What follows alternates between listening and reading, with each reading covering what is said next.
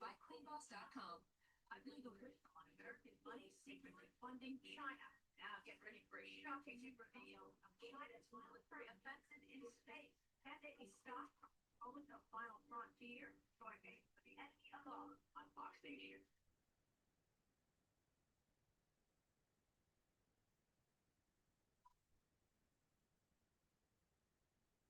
It's the Ghana email.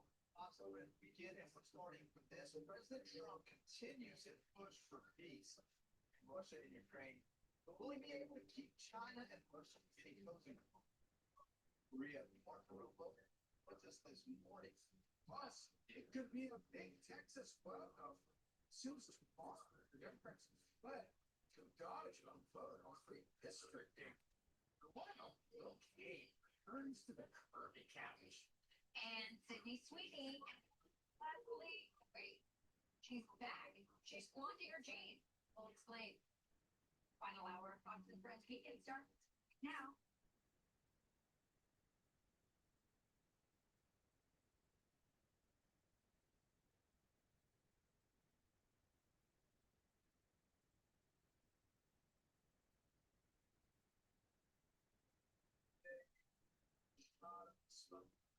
There, see Sunday morning.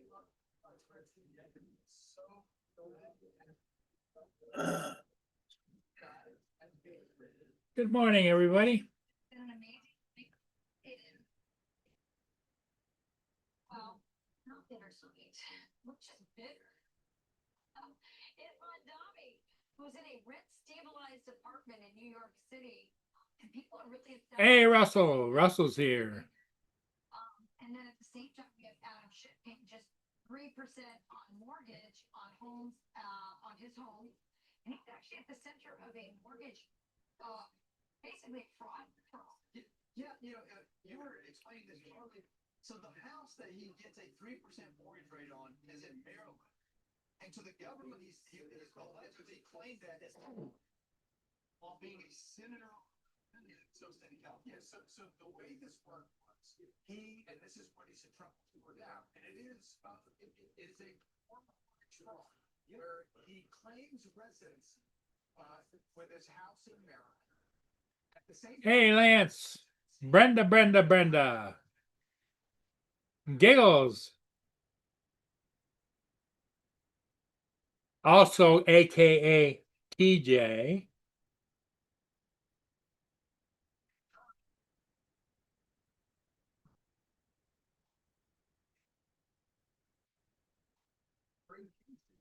by Donald Trump is all of those cases here in New York City was because you had somebody running for office promising to hold it down. And by the way, one of the things that Donald Trump was precisely this same thing minus but he disclosed all of it. So, but the thing here that granted, I'm not an accountant, right? I'll pay somebody to help me keep track of a little bit of money out there. If you can claim your mortgage interest on your income tax as a deduction, so it could be a federal crime as well. I mean, depending on how it's. Yeah, actually, you know what I'm saying. The reason this response being investigated, but more to it than just I accidentally check the wrong box. But all of it is when you look at you compare this situation to the situation of Joyce, the rent control department here in New York City, at a moment when he wants to bring socialism, sprinkle socialism, everybody. It is a reminder that when you complain about the cost of living. So how's everybody doing this morning? Good, I hope. Brenda, did it cool down overnight there in Florida, or is it still hot?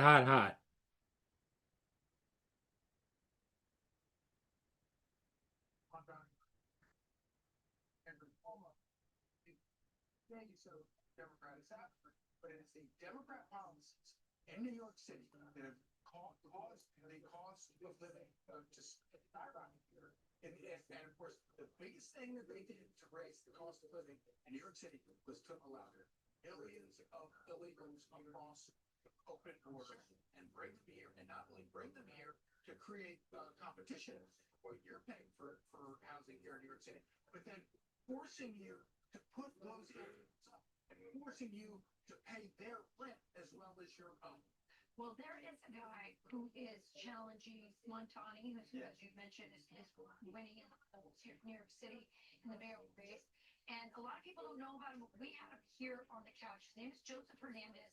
He is an entrepreneur. He's running as an independent. It's one of his top issues. There's just a lot of empty buildings here, office space. He's talking about trying to turn office space into housing to help address this housing issue. Here he immigrated when he was 7 years old from communist Cuba, so he understands what communism and socialism brings to He the. didn't agree about it. No, it's no theory to him because his father was even. Okay, Brenda. Gonna be another warm one. Yeah, we've got float down gonna happen today. Thousands of people, I would imagine, expected around a little bit before noon, about 11 o'clock. They'll be floating down. They closed the St. Clair River, this river right here. And the current lets them float down. They go all the way down to Marysville, which is the next town below us.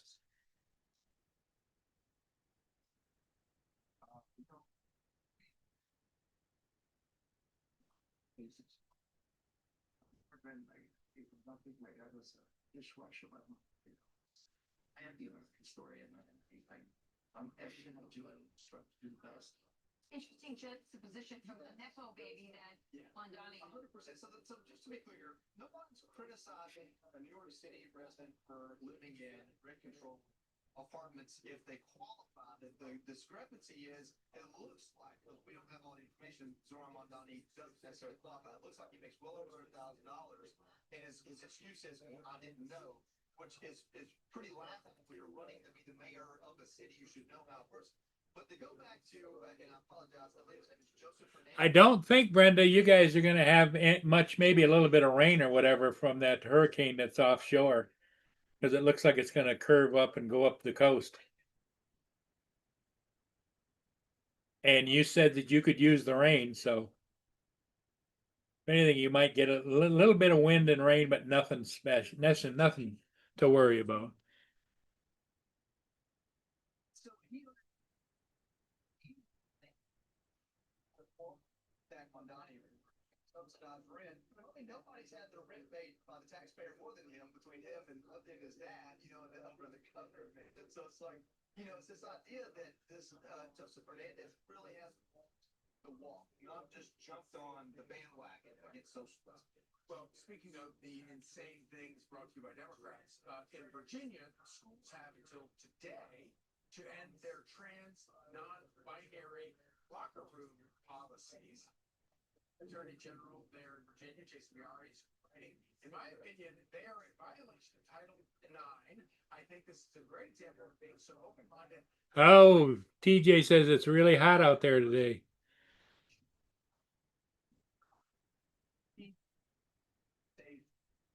TJ, are you at work or are you at home? Or are you going to come on the panel or what are you going to do? Leave me hanging here. Anybody else want to join? Up at the top of the panel is the link. You can hop right on. You can either hop on with the camera and the sound or just the sound or the camera, whatever you want to do.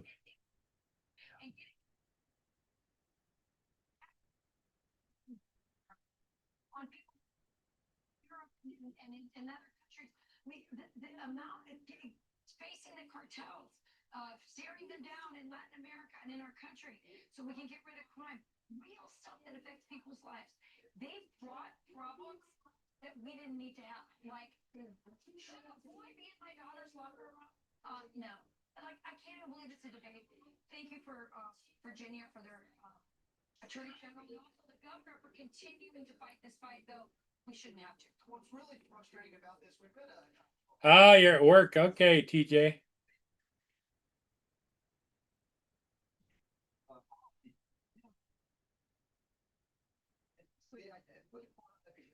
I know that Justin probably played late into the night online. So who knows? But Justin, Mark, I don't know what he's doing. I know that he was on Uncle Bill's last night.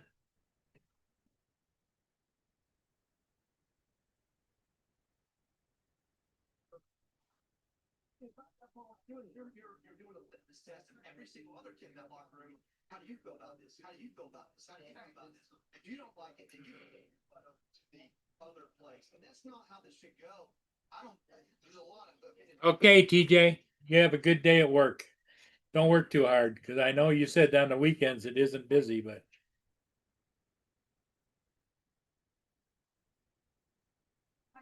That the adults around us, including their parents and their teachers and the principals and the administrators and the whole darn system doesn't care about them and doesn't care about their safety. It's all traumatizing. And I'm really glad that I'm hoping this is now just the last fumes of this insanity. And of course, if you talk to actual Democrats in other cities, support this nonsense. So one of the largest cities in Virginia, I used to live in the city, is Alexandria. It's the one that's right there.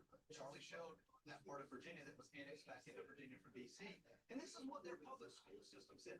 Any student who has a need or desire for increased privacy, regardless of the underlying reason, shall continue to be provided with reasonable accommodations. Listen, they need to understand it's not a need for increased privacy. You either have privacy or you do not.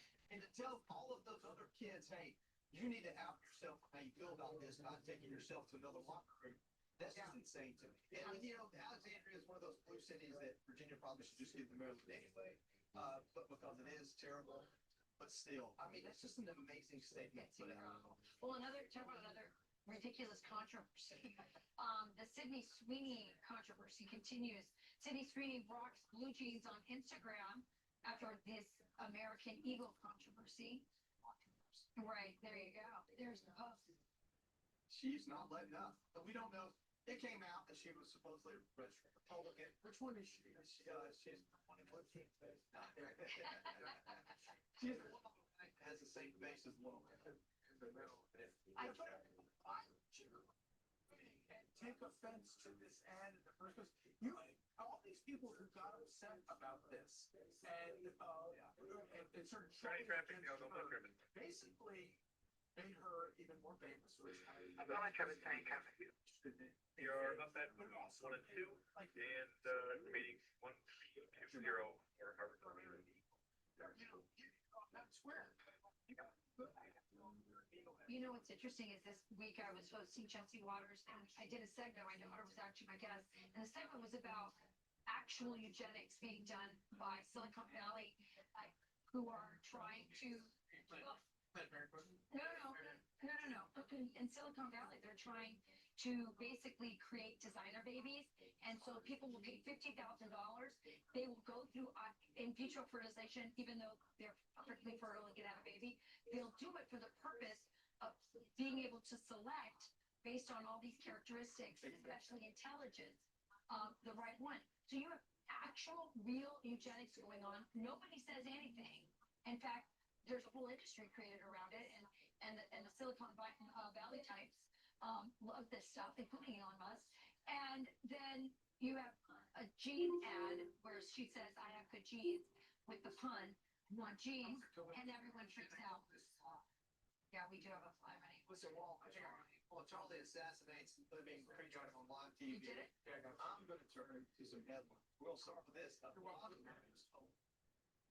3 people are dead and 8 others hurt after a shooting at a hookah lounge over in Brooklyn, New York. The NYPD saying the 3 killed were all males and the others ranged from ages of 27 all the way to 61. Police now on the hunt for both. Investigators found at least 36 shell casings inside the lounge. They also recovered a gun. And thousands of anti-Israel demonstrators flooding Manhattan yesterday calling for a global intifada. Discussed a phrase widely used to incite violence against the Jewish community. Protesters marched to the city. Yeah, it's a little bit breezy.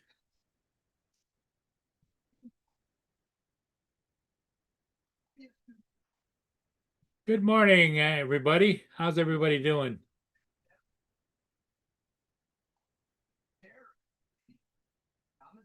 Warren, I think it's you called it on the head. It's a little bit windy here. Not bad, because if you look at the trees, they're not blowing that much, but the flags are lofting.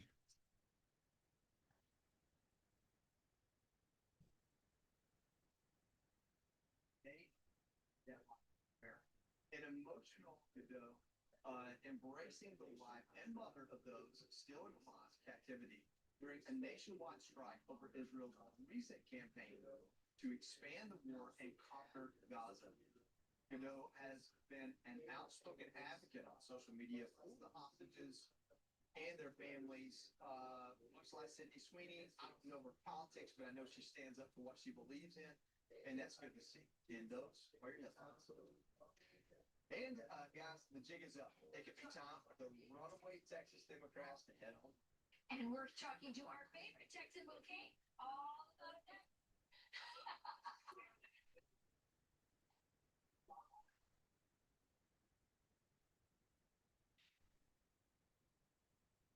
When it comes to my daily heart health supplement, I've got Cerebral Gold. It's gotta be plant-based, it's got to be doctor recommended, and it's gotta be Super Beat from Human. Discover why Super Beats is the #1 cardiologist recommended feed brand for heart health support at livehuman.com. Tommy Copper's shoulder support bra will be your new favorite. I love how I feel when I wear it. Available in 2 styles you'll want to wear every day for all-day comfort. I'll put on the health I can get. The bra you've been waiting for. It's my secret weapon for work confidence. Tommy Copper will have you feeling confident and comfortable all day. I won't wear the other bra. Upgrade your bra. Go to TommyCopper.com and save 40% site-wide today. Most men over 40 look into the mirror and see this, when they could be seeing this. Most men over 40 look into the mirror and see this, when they could be seeing this. Most men over 40 look into the mirror and see this, when they could be using this. Article 601 Face for Men. First of its kind anti-aging cream design. Yes, I did. I got 2 ships this morning. I got one posted and I got another one still needs to be, I'm waiting for some people to get on here, so maybe I can finish it off.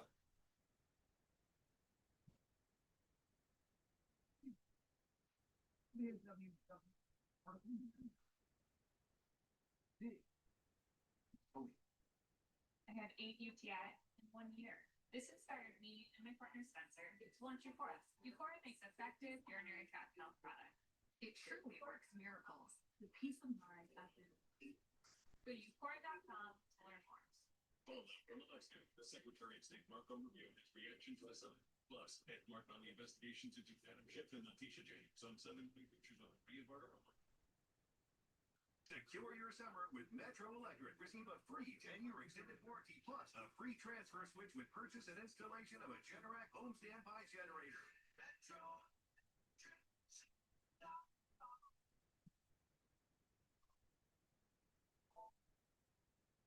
These boys look happy. And beyond me, they push on that NASCAR playoffs. There's one.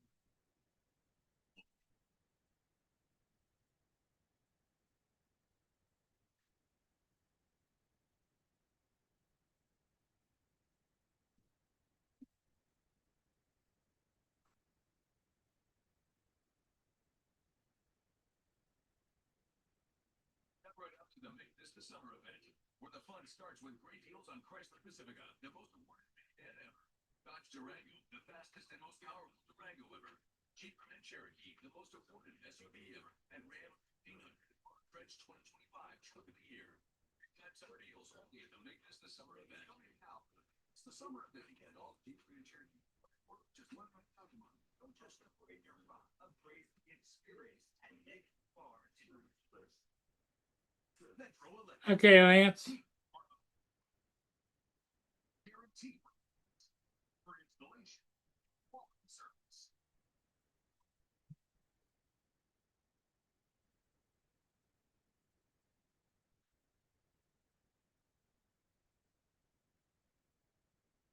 Okay, Texas Democrats who fled their state to avoid GOP redistricting efforts joined some of the 300 protesters yesterday as the jig is up, and they are expected to return as soon as tomorrow. Yeah, so we have a Texas native and host of the Will Kane Show in South of Texas. Recognize him. His name is Will Kane.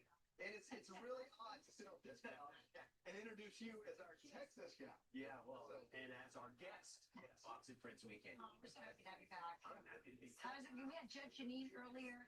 She missed the hair, the makeup, the lighting. What about you, Will? I miss the couch. No, what I miss is, of course, I miss Chris and Gavina and Jen and everybody working behind the scenes that I don't get to see. It's awesome to give hugs and see everybody again. And of course, you three as well. All right, so what do you make of all that? It's quite something to run away from your job and hold yourself out as the hero. The details that was up in the corner above there when you're playing that video, Charlie, is, of course, they're in Chicago. They're participating in a protest in Chicago. And they should be in Texas doing their job. And they have a lot of reasons and rationale, and nothing holds up to the least bit of scrutiny. Redistricting is taking place all across the country. Texas doing nothing different than was done in California or Illinois or Massachusetts or New York. And they're mad that it's being done to them in Texas. And it's time to show up for your job and take your vote. You're going to lose. You're in the minority. You're going to lose the vote. That's your job. You don't get to just walk away when you lose a vote. And just to put a fine point on it, after all that we have endured in the last couple of weeks, they're coming back.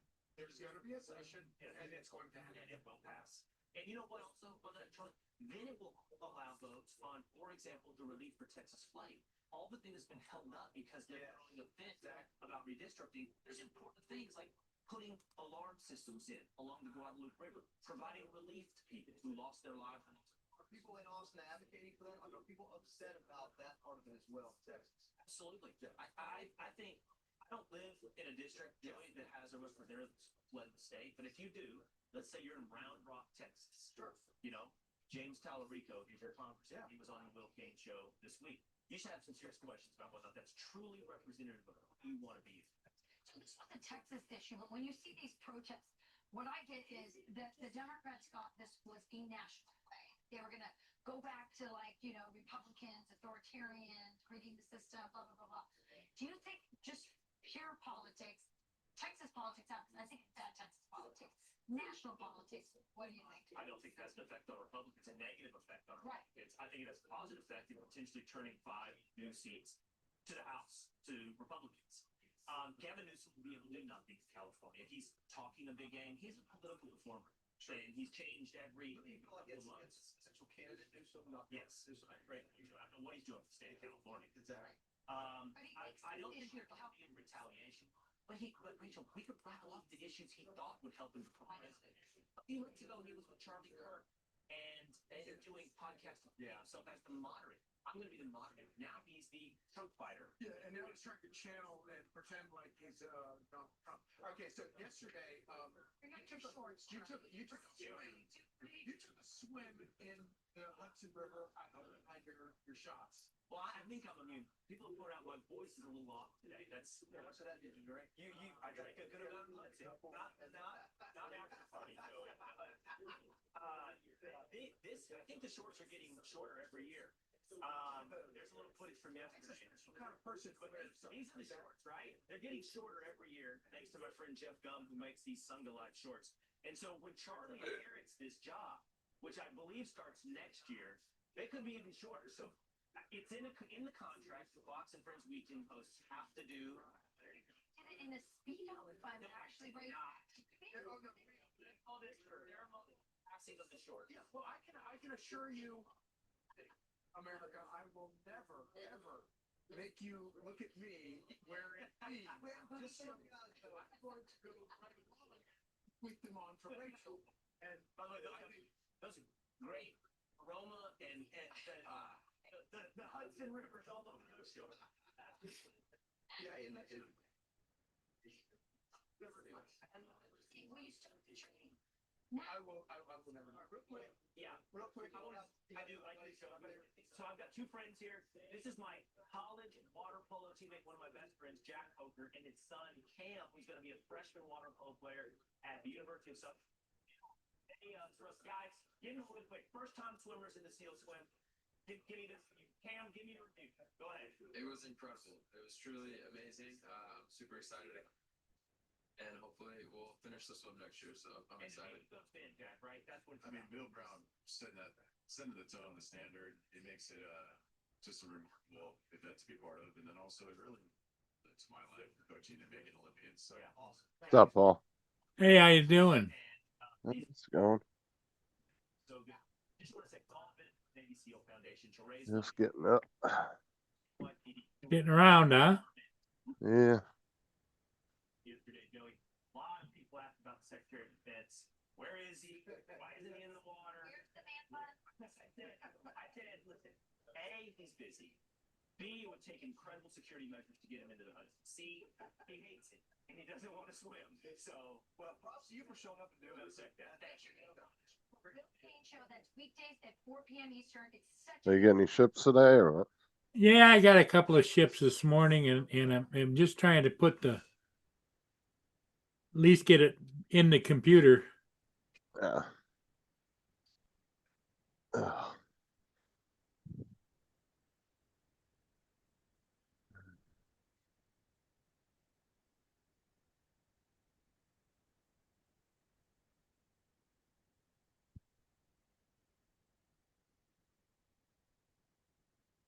Let's see. here. Okay, I'm back. Ray Kelly just wanted to come in and say hi, Paul, to everyone. What's up, Lance, Jody? Let's see who else is in here. Ray, Brenda. Dusty, Oh, Ray's getting ready to JD. go out and fly. Good for you, Ray.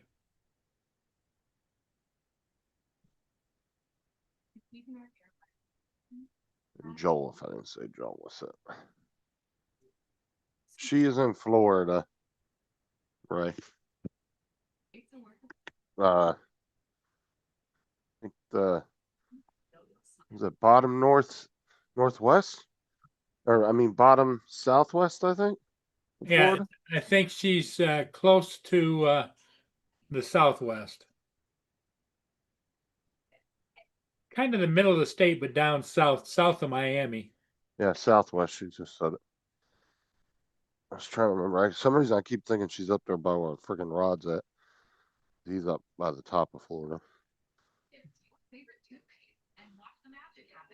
Here comes Lance. You can Oh, fuck. Hello, Lance. Hey, Paul. I had to get dressed for my walk. I was talking with my wife before I left, and Ray Kelly says hi to Justin. What's up, Ray? thanks, Ray. Don't say hi to me. No, good morning, Ray. So, Ray, you like your V-copter, huh? I think you need to try to fly it upside down just to see if it works. I didn't think they could fly upside down. We just Yeah, had a whole sounds like it. conversation about that yesterday. You don't Yeah, I remember? know, but I haven't seen any videos of anybody flying upside down. Yeah, none of our community, I don't think, has tried it. That would be, you would get 1 million hits if you did that. Well, you'd be the first kid on the block to do it, I think. You know? Yeah, I'm sure there's videos on YouTube of it if you just went and searched it. do that, Justin. I'm sure somebody's done it. Hold on. Let me look. See if you can find anything. You know, the company showed it, you know, when they were advertising it. And what did the early adopters pay for it? $380 or something? It's Yep. now $580 or something like that. Well, the other thing about the V-copter, it's okay if you're used to swapping around stuff.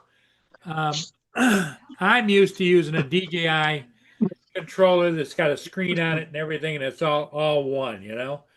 Yeah. I don't like having to put a phone on, plug it in. You know.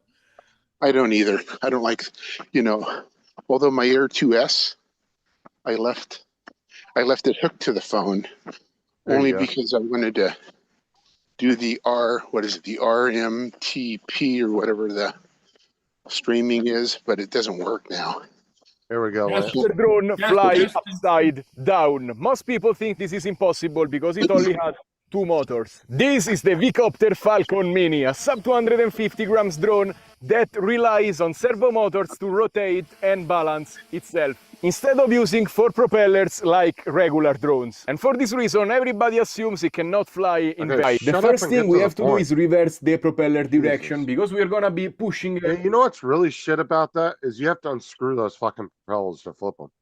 They're not even like a quick release or anything. instead of pulling Yeah. it. And since the motors That are right gonna there be just pushing makes up, we it need to not want to solve the do it. arms That's just folding stupid. problem. Luckily, in the back, they provide this 3D printed part Hello, Joe. in locking the arms. Most people probably throw this away not knowing what it's for. Lastly, we need to tell the drone is gonna fly inverted.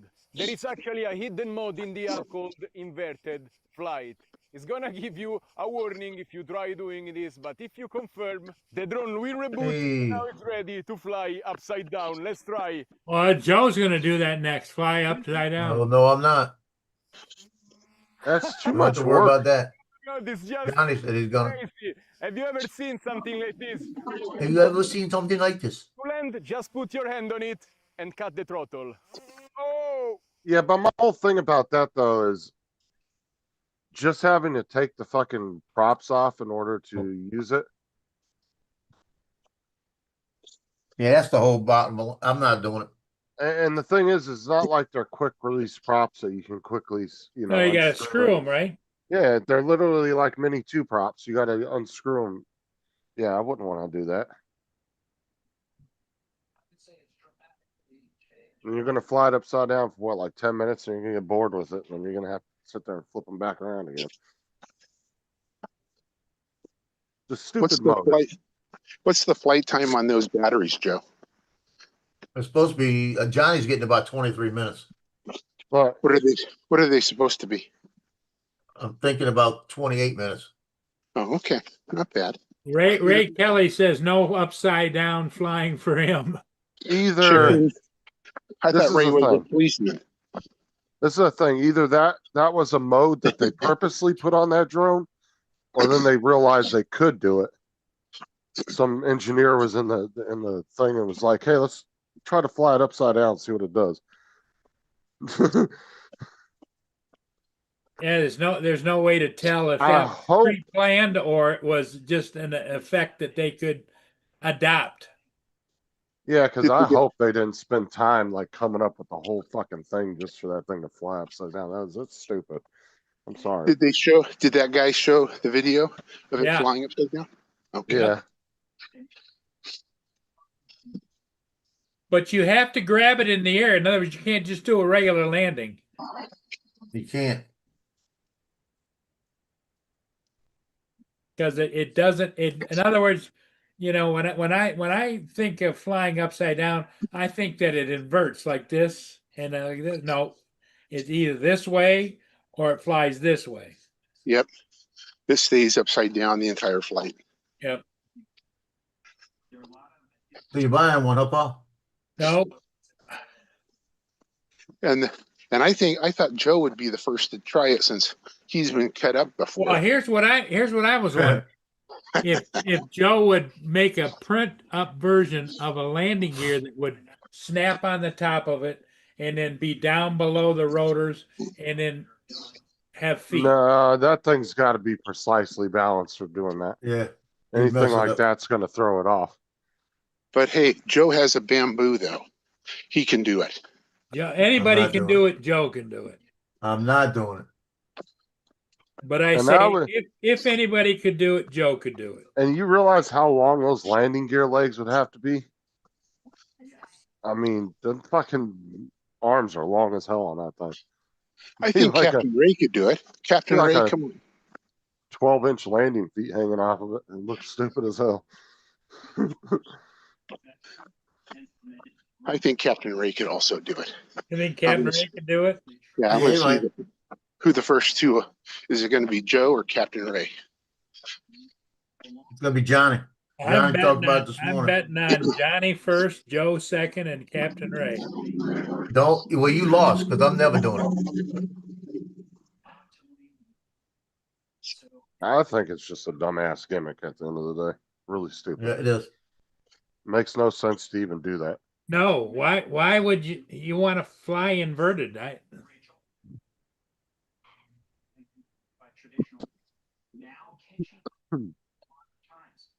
So yesterday, 8 bottles of Yes. water. Wow. It was 92, feels like 116 on the field. Every time I got in the sun, I got nauseated. I had to get back in the shade. It was that bad. And then I don't know if y'all know what Florida water is. Florida water is it's a scented water. They mix all kind of perfumes in it, and you put it on a rag and put it around your neck, and it keeps you cooler.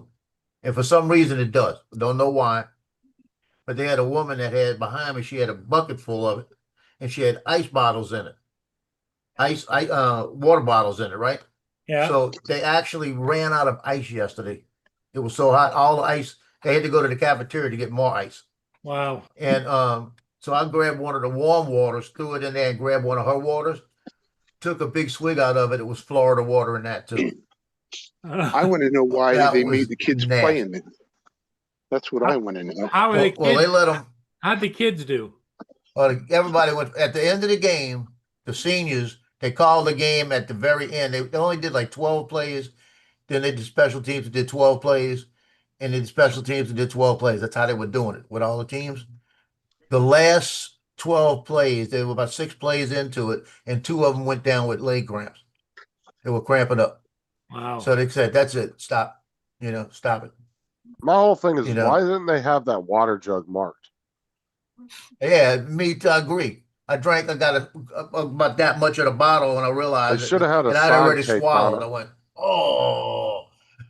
And then one of the women, Roxanne, she looked over at me. She goes, "Let me get your water." She walked over, gave me two cold waters from her stuff. But that was the 8th and 9th bottle. I wound up doing 8. That's what it was. But it was brutal out there. It was brutal. The only plus in the whole thing is that little CEO mom. She got mad at me in the very beginning when we were out there because I found my son's jersey. They were selling all the old jerseys to the parents for $20, and I found his old jersey from when he played, the white one, because he has the blue one. And I showed it to him. He said, "Yeah, that's it. I want to get it. Grab it." I said, "Yeah, they're selling them for $20." He said, "Well, there's $20. I don't want it. I'm not paying for it like that." I said, "Coach said he's going to give it to me. I'll grab it." So she said it's $20. I said, "Let me go talk to Coach because I think he's giving it to me." Then a few minutes later, it looked like she was mad, right? And she comes up to me when her son was playing, and she gets alongside of me, and she's grabbing my arm and pinching on my arm and laughing and talking to me and grabbing my arm and all of this stuff. And I said, "I thought you were mad at me." She goes, "I'm not mad at you." And she pinching me some more. I was like, I get used to that. Yeah. Then she asked me, she goes, "You had to go there, didn't you? You had to go." Then she tells me when we're leaving, I said, "I'm just glad you weren't mad at me." She goes, "I love you. I'm not mad at you." Like that. I said, "Well, I need love. That's good." And she says, "You coming tomorrow?" I said, "You're going to be here?" She goes, "Yeah, Booster Club. I got to be here. It's the father-son deal where they're going to put all the emblems on the helmets." Yeah. And I said, "Yeah." I said, "What time are you getting here?" She goes, "About 2:30. I said, "I'll probably show up. I'm going there to take a couple of pictures and eat. That's what I'm going to do. Get some barbecue for free." But let me tell you the clout I got at this stadium. And I was shocked. Like I said, they were all the parents were coming up to me asking me, "You all right? How you feeling? How you doing this?"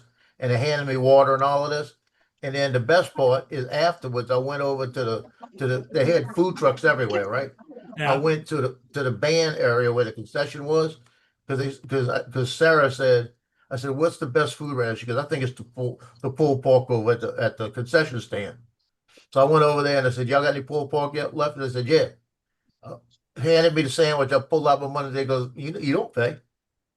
I didn't pay. $6 sandwich, just handed it to me. Was it good? Oh, was it good? Yeah, and Okay, I flew my Florida drone. time. Yeah, I flew my drone, and that was the third time. The last 2 times I flew drones at Mandeville is when I got hurt. And I was skeptical about putting it up because it was nighttime. Put it up, did my little flight, got it back. And I said, "Well, I got one in without anything." And the PTSD kicked in though.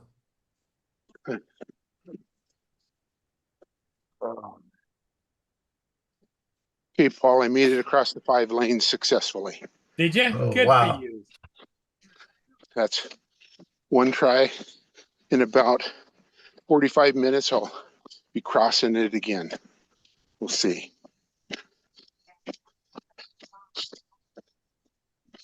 During this meeting,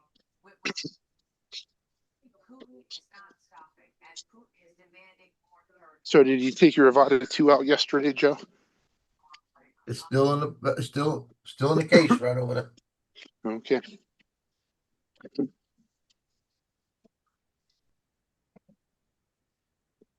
I'm making all the folders right now. Oh, I hate making folders for all the kids that I'm shooting pictures of. Got to make a folder for every one of these.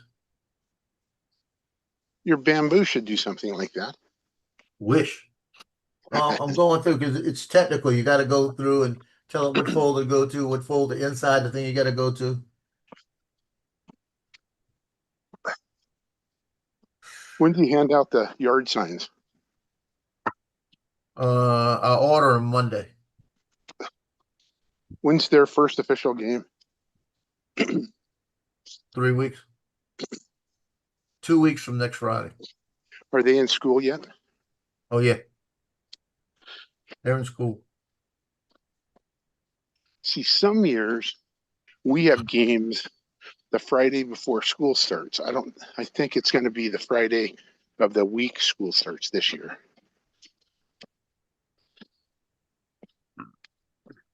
But you know what the crowd's like before school. There's no attendance hardly at all, but the parents. Yeah.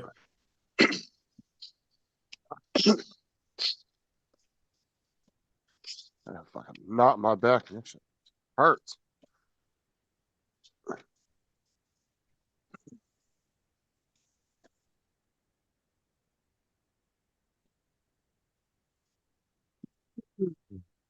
Yesterday, a bunch of the parents called me at the game and said, I'm signing up, sending the money. So I had a whole bunch of money come in yesterday. Any late sign-ups? One yesterday. Okay. That's why I wait. Today's the cutoff date for the payments. Yeah. So I make sure I wait like that so I don't get caught in it. You know what I mean? Yep.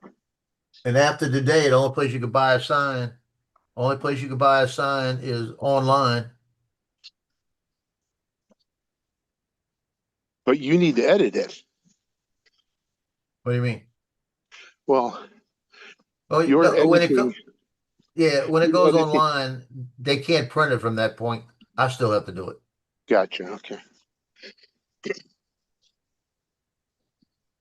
But you need to cut the kid out, put him on the sign, and then print it, and then send it to the company. Right? I gotta do all that. Actually, Joe, you're kind of lucky that you're only a few years from retirement, because I really think AI is going to be a bitch with photos like that. Because I do too. Because it's going to remove watermarks and all kinds of crazy shit. Well, I know. I think it's going to shut me down pretty soon. Photographers are going to be fighting up an uphill battle with that fucking AI. Yep, I do agree with you. Because, if they could take even a screenshot of it off the computer and put it through AI and say, enhance this and remove the watermark, please. Because now there's a lot of AIs that are coming out that don't have those protections built into it. They're just letting people do whatever the fuck they want with it. They're not like ChatGPT. Or ChatGPT will recognize a watermark and say, yeah, I don't think I'm going to do that for you. Like I said, I need to have a program that if you try to do a screenshot, it pixelates it. And if you try to download it, it pixelates it. They got it, but I can't get the program to work on my stuff. Yeah, a lot of the companies do that. You try to print it out and it's terrible. Yeah. Well, there's some apps on your phone that won't let you take a screenshot of certain things. Like so on PayPal, say Sarah calls me and says, hey, how much is on the PayPal card? Like texts me, and I just want to take a screenshot of it and send it to her. It won't let me. It will say, you can't take a screenshot of this. It's sensitive information or whatever. There's certain things that won't let you take screenshots of.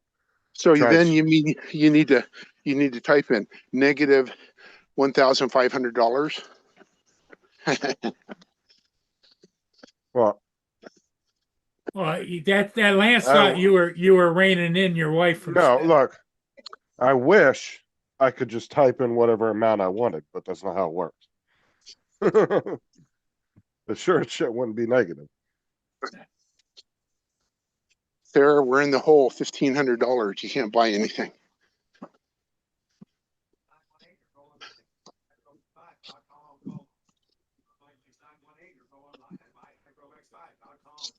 I know Sarah wants a new pair of Nike Dunks, and I gotta go get her a new pair of shoes.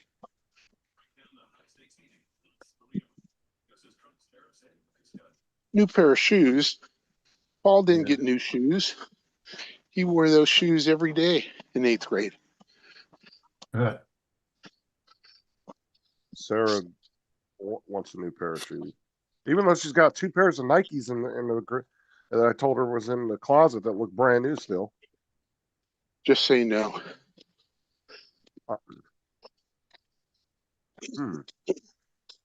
Just say no. That work. No, because then she'll get all sweet and beg me, and then I'll end up giving in to her. I always do. She gets what she wants, is what you're saying. Yeah, because then she'll come up to me and she'll get all sweet and give me these googly eyes and beg for me, and then I'll give in. So it works. She's got you hook, line, and sinker. It's like every year I get her a new purse, and that costs me like $300.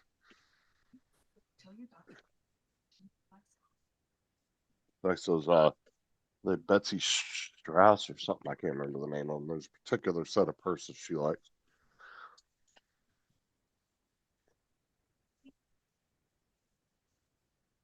Poison ivy and butter. It works fast and lasts for hours. Cortisone 10. And for no stress relief, try new cooling spray. You guys know what glassy babies are? Or what are? Glassy babies. No. Never heard of them. They're a fancy piece of glass, kind of like a Voda for like a candle. But they're normally about 3 inches tall, and they're kind of an item right now where women, maybe even men, I don't know, will collect them. And there's hundreds and hundreds of different types. Good morning. How are you? And they're probably about anywhere from $30 to $100 to buy them, depending on the value of and how. And what are they for? You put those little Voda candles in there, and I don't even know what that is. Lance, you're on some girly shit right now. I don't even know what the little Voda candles or whatever you just said are. They're like a 1/4-inch candle with wax, and they're made of tin, and you drop them. Oh, you're talking about tea candles. Yeah. The little tea candles for different shit. Yeah. Now he knows. Now he knows what girly shit you're talking about. But you collect these, and my sister-in-law must have 300. Wow. And it drives my wife crazy. It's her sister. Because my wife is a minimalist. You go to our shelves, like our bookshelves. Yeah. And it's not bare, but it's not jam-packed with anything. You go to my sister-in-law, and she has no, that's funny. So many knickknacks. It's like, how do you dust that? How do you dust that shelf? Yeah. But Anyway, I think my wife has like 3 classy babies. They were all given to her. And I don't know. I got to look these things up. I want to see what they look like. Come on, I just did this. Is it classy or glassy? Glassy with a G. Okay. All right. Glassy baby.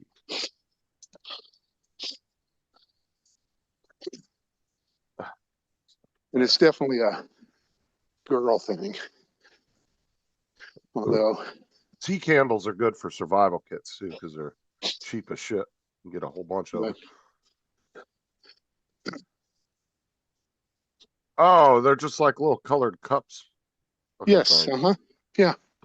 And okay, the colors have meaning, you know, so you can type in Camino Island glassy baby and it's a certain color.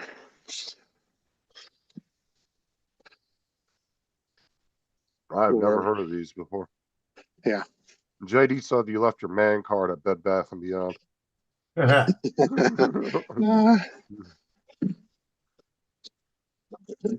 God, yeah, that would be a nightmare dusting all those. Jesus Christ. They are definitely a waste of money, I think. Because like I said, you could spend up to $100 on one. Depending on how rare it is. That's crazy just for, what's up, Joe? That's crazy just for a little glass cup to put a candle in. Yeah. But obviously there's a market for it, so. But of the five women, you know, counting married to her brothers, the 5 ladies in her family, 3 of them are collectors. Actually, 4 of them. The only one that doesn't collect them is my wife. Good thing. Well, like I said, obviously there's a market for them, so they do have some value, I guess. Yeah. Now, whether they hold their value over a long period of time, that's another story. Because that could be something kind of like Funko Pops, you know, where they were real popular. People were buying and trading them like crazy, and then they just kind of fell off. The market kind of tanked on those. There is still a few that are kind of worth some money, but for the most part, that freaking those things tanked. I like them. I still buy one every once in a while just because I like collecting them, but I don't care that they're not worth anything. I think they're just cool. I got me a Wolverine one, a Deadpool one, Captain America, Darth Vader, Ghostface from Scream. I have about 20 packs of 1992 baseball cards still in the wrapper. I actually had some at my dad's house in the storage unit, but I don't know what he did with them when he moved. So I don't even know if he still has them. I'm gonna give them to boxes and boxes. Give them to my nephew's kids. I mean, they're I had probably 33 years old. I probably had 12 or 13 boxes of baseball cards, like big boxes. There was probably 100 packs in the box, each box, and they were unopened. Were they open? No, they were sealed still. Okay. Just random years. They were random years. Like one was like 89, a couple of them were from the 90s. Like, okay. And then I had a couple baseball boxes of cards like that, or basketball cards like that in the boxes. And then I had, I think a couple hockey ones. I was never into hockey, but they were given, all these were given to me when I was a kid. I bought a box full, probably I just never a box of 48 in a box, pack of 48 or something. And I was giving them out in 1992. I was teaching at a middle school, giving them out in my prize box. And none of the kids wanted them. They wanted the other prizes that I had in the box. So I only gave out about half the box, and I have the other half, and I'm gonna give them to my nephew's kids. They're excited about it. Going down the end of October. Well, I was watching a guy and he was talking about like baseball cards and like Pokemon cards and stuff.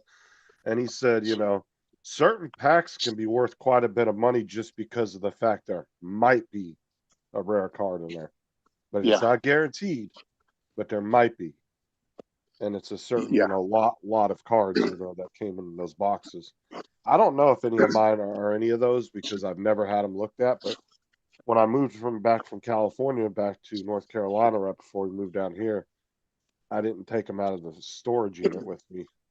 And I left them at my dad's and he was going to send them to me and he just never did. And he ended up moving and don't talk to me I, anymore. So I he's went on out his and bought deathbed at the moment. a newspaper when Saddam Hussein was assassinated. The next day, where it was the front lines of the newspaper, I bought it, put it in a black plastic bag, and put it in the cupboard. And I haven't opened it yet. Then I went out and bought Saddam, the other dude. That was killed. Osama bin Laden? Yeah, yeah. And I did the same thing, and I put it in a black bag, and I have not opened it since. And I was going to give it to my daughter on her 18th, her senior year, to kind of do a show and tell in class, but she wasn't interested. But I'm going to give her both of those papers at some point.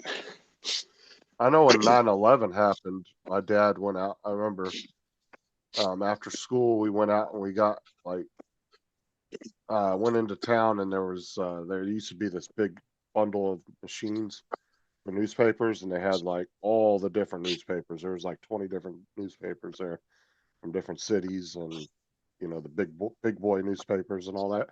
And we got one of every single one of them, took them home and he vacuum sealed each one. And I don't know if he still has them or not. And then use them in the fireplace to keep warm. But he actually vacuum sealed each one of them and kept them. Wow. He had them stacked up in one of the hall closets. So I also did it the day my daughter was born and did the same thing. My parents did the same thing when she was born and they vacuum sealed that. I'm just curious. Knowing my parents, they dropped some money inside that as well. And my dad said, don't give it to her until she's 50. Well, I'm not going to be alive when she's 50 unless I'm 96. Well, 97. because you had your kind of daughter later in life. Yeah. Huh? Yeah, 46. Jesus. Wow. Dude, no, I'm not dealing with no baby at 46 unless it's a grandchild. Fuck that. Because I can send that little bastard back home. Yeah, that's how mine is. I sent him back. I'm so glad I had my kids when I was young. My wife and I don't know that I would have been a good parent in my 20s. I don't know. But we kind of looked at each other when we were about 40 and said, hey, are we going to do this or not? And then we started to try, had 4 miscarriages. Yeah, it's hard when you get past your 30s, man. And then dicey. And then we went to UW fraternity clinic to see what was wrong. And they basically said, your eggs are way too old. You'll never carry to term. So we kind of gave up for about a year. And then we watched some chick flick. I wish I remember the name of the movie. And my wife came home and said, let's try one more time. And we did. And she had the same cramping that she had on her miscarriages. So that was December. In May, and she was born in October, so she was halfway through. She had the same cramps that she had previously, and she said, okay, it's happening again. And it didn't. But come July and August, they said the percentage of her being a Down syndrome baby are very high because of your age. And so just know that could happen. Said, okay. I didn't know that was an age thing. I thought that was just a genetic thing. Yeah, no, it's also an age thing. Oh, wow. And so we said, we'll take the risk. And she came out perfect. 10 fingers, 10 toes, smarter than both of us. Was in the highly capable program all the way through high school. Morning. Yeah, my friend growing up in high school, his mom and dad had like kids over the course of like a 30-year period. So I mean, they had like 8 or 9 kids, but they were all vastly far apart in age. Her last kid she had, she was 50. Yeah, that's And ridiculous. I was like, that's crazy, man. I was like, man, I wouldn't want to be dealing with no infant at 50 years old, you know, unless it was a grandchild. But Yeah, because that's not something that you have to keep with you all the time. right. But Changing like, diapers at 48 wasn't fun. God, I don't miss the You diaper talking phase. about changing diapers at 68 for a grandchild wasn't fun. Yeah, well, that's a little different. It's when they're with you as opposed to All the time. getting up late at night. And yeah, but yeah, still, I agree, Joe. Yeah. I did that same thing with the newspapers when my kids were born. I've got them in the back in boxes, vacuum sealed and everything. My mother-in-law used to tell me, "Oh, that's crazy doing that. That's crazy doing that." You know, I've Yeah, actually got the last Sunday paper that when they closed down, the Times-Picayune, where the last paper is all sealed up, vacuum sealed. I mean, this box weighs about 30 pounds. I got a bunch of them just sealed in there. and the cool thing, Joe, is the ads are going to be the cool thing. You know, Yeah. how much was bread and eggs and salad and I get a kick out of looking at Burger King ads from back in the 70s where you get a Whopper with cheese for $1.50, Yep. $1.58. yeah, but you were also getting paid $2 an hour back then, though, too. You got a point. It was all No, relative back then. I was making $5 an hour. What you talking about? Granted, I mean I would say the pay ratio to spending ratio was a little bit better back then. But Yeah. I started at $1.85 an hour, and 2 weeks into my first job, they raised it to $2, the minimum wage. And I thought I was rich. I thought, all right, 2 weeks, I get a raise. Yep. Guys, I am so freaking tired from I think yesterday. my dad was in his mid-20s, JD. I can't remember how old he was. Yeah, but you got to go see your girlfriend again. Yeah, I'm gonna go. I'm definitely going. Joe, you kind of look tired. How does your face feel? It's hurting you, I know. Hold on. No, but yesterday, like I said, I was telling everybody that I said the beard's got to go. That was hot. This was all hot, right? Out there. And like I said, I had the moms telling me, "No, you got to keep it. You look better like that." I said, "Well, I looked bad before, or what?" You know. And then they had all the yearbook staff. This is the worst part about it. The yearbook staff, that's all the girls from school, was saying, "No, Mr. Joe, keep it. You look hot." And I was saying, "Oh, y'all don't tell me that. Y'all go over there." You know. They actually had one turn around and tell me, "No, Mr. Joe, you got to keep it. You look hot with that." I said, "What? Don't be telling me that, you know." So you're going to keep it, I hope. I'm gonna shave it. I think you're going to be disappointed shaving it. Well, that's the problem. I want to shave it, but I haven't shaved it yet. I might just get the clippers out and trim it down a lot. Yeah, Not thin have it out. not have it as thick. Yeah, I might just get it down to like a, I don't know, maybe a quarter inch, something like this. Kind of like this. It won't. That's too long for me. You know what's crazy too is my dad told me he would have been 26 when he had me. And he told me this crazy story when I was a teenager. He goes, because he ended up becoming a firefighter for the government.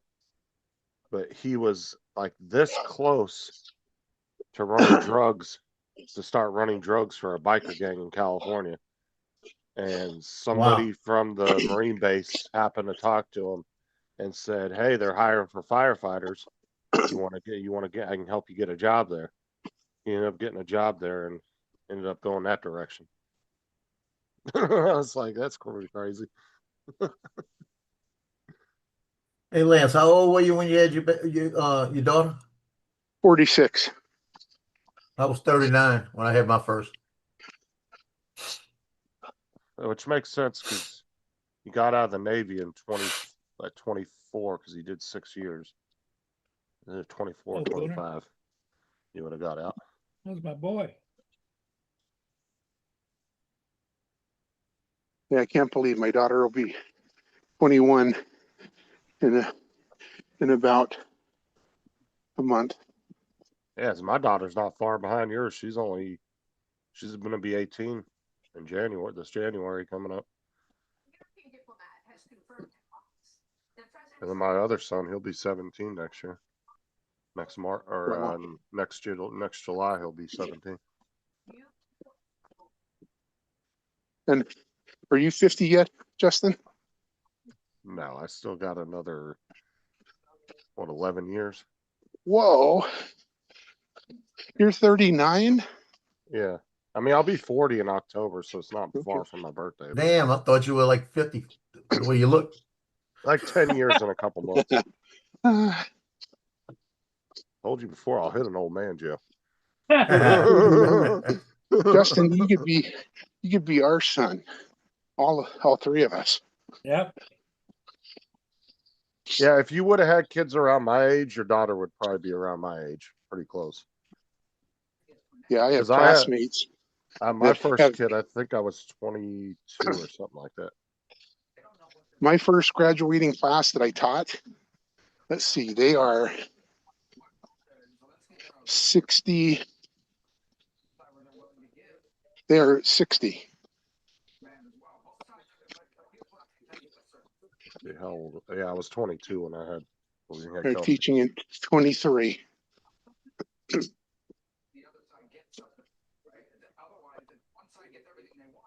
I met Sarah. She walked into my sister's apartment. We caught eyes. 4 months later, she was pregnant with Kelsey. And I've been with her now for 18 years. As we were together for about a year before Kelsey was actually born.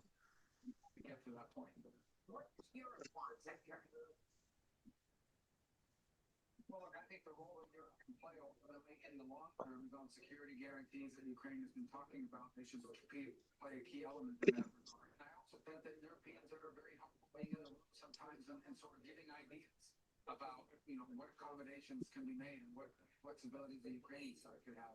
So that's the role that they Oh.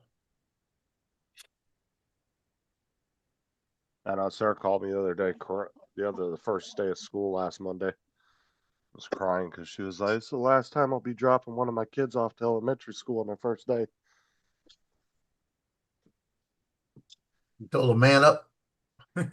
And being the asshole I am, I said, "You still got the rest of the year." She goes, "Shut the hell up."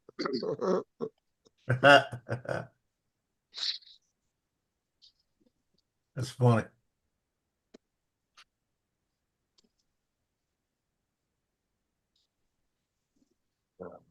It don't take much to get Sarah to cry. She's a very emotional girl, that's for sure.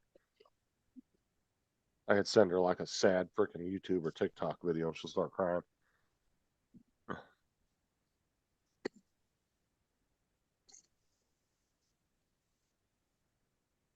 When I did that video for Kelsey last year for her birthday, Sarah was bawling for like a half hour.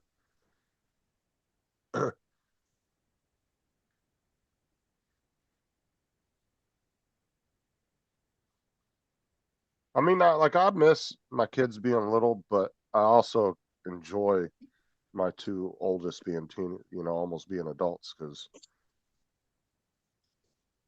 Yeah, we actually miss her when she goes to college. We're empty nesters, and that's, the first year was really hard on my wife. But she says this year is a little easier.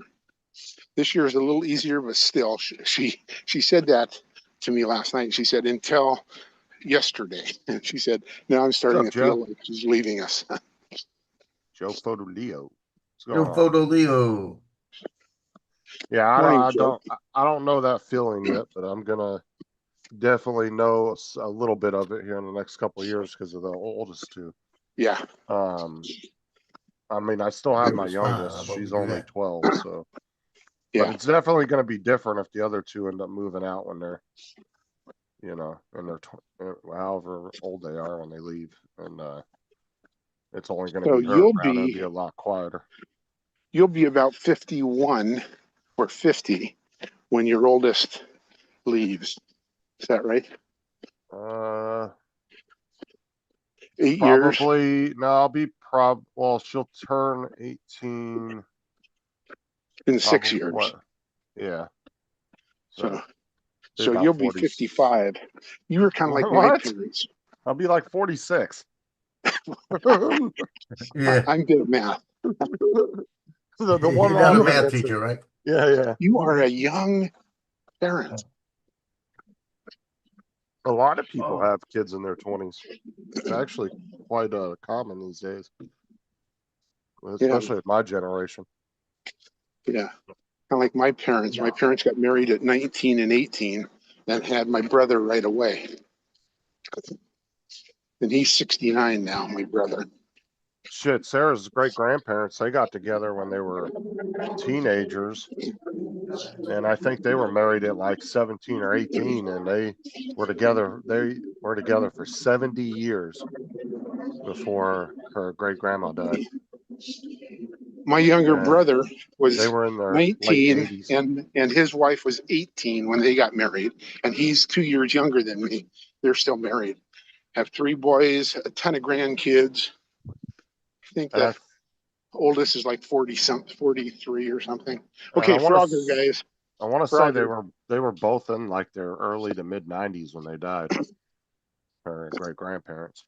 Okay, here I go. Red truck. I'm not going to get hit by that one. Okay, here I go. Lane 1, lane 2. Oh, a white van. I got to go back a lane. Oh, okay. He's slowing down for me. Okay. Okay, golfers are looking at me. Okay, I made it. I've got the driving range right next to me. The old men. What am I talking? Old men. That's me. Are out there hitting balls.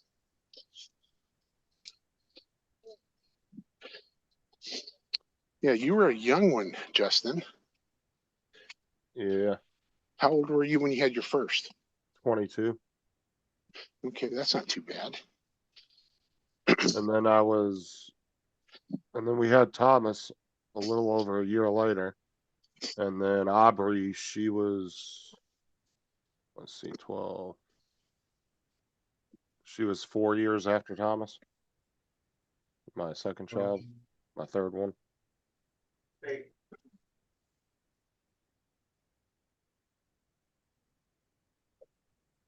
want to say, I think I was like, would have been like 28 or something. I was thinking you had 4 kids. No. No, that's I only Sarah. got 3. No, I'm the 4th kid if you ask Sarah. Yeah. There you go. Morning, guys. Now we're at the stage where we need to go some details on it, and then ultimately, obviously present that. Couple guys out walking. Okay, getting back into my neighborhood now. Well, Sarah will be a wonderful grandmother. So Joe said he was 30 with his first. I was almost 30 with my first. And then he had his second one 6 years later. So he'd have been about, 35 or so. And how old are you, Joe? 70. Not you. The other Joe. Joe Photo Leo. Photo Leo. He's got to be about 45. I would think early 40s, maybe late 30s. He doesn't look that old. He said his daughter's 17 or something like that. Yeah, So he's got to be 47. I don't remember if he ever said how old his daughter was. Oh, he's 47. Yeah. Oh, okay. I was thinking early 40s. At the oldest. Yeah, he looks younger. You know who looks young is Mark Fisher. Yeah, he looks like he's about 30. I've never seen him in real life, but yeah, I figured you were like 42, maybe 43 at the most, Joe. I didn't think you were that old. You're Now, ancient, Joe. Dusty, I believe he's 46 or about Never almost seen him. 48. Dusty was on my channel. He came on my live stream like once or twice. I know for I think only once, but he might have been on my because I remember he came on when Donald was on there because him and Donald were joking back and forth. But I think he might have been on twice. I can't remember. I want to know if that was really Warren on Bob Dempsey's show. That wasn't Warren. Well, then who the hell was it? Was he using Warren's name? Yeah. Bob Dempsey got someone to come on as Warren.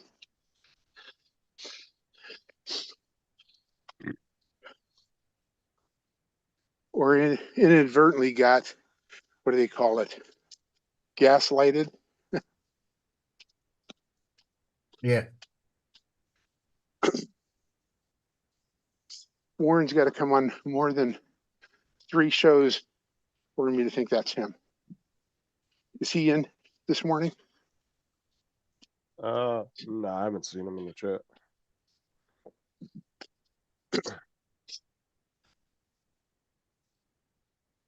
How long ago was this live stream? Couple months. Yeah. Probably 3. I'm sure if you go to Bob's channel, he probably has it on his thumbnail.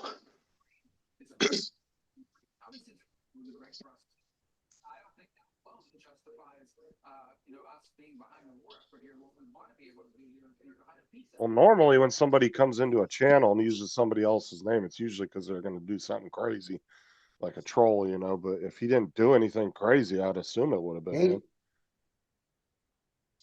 Well, he kind of hid his face behind a blanket for most of it. Yeah. Yeah, but TJ said he did pull it down for a second and show everybody. He did, yeah. He pulled it down off and on periodically, I think.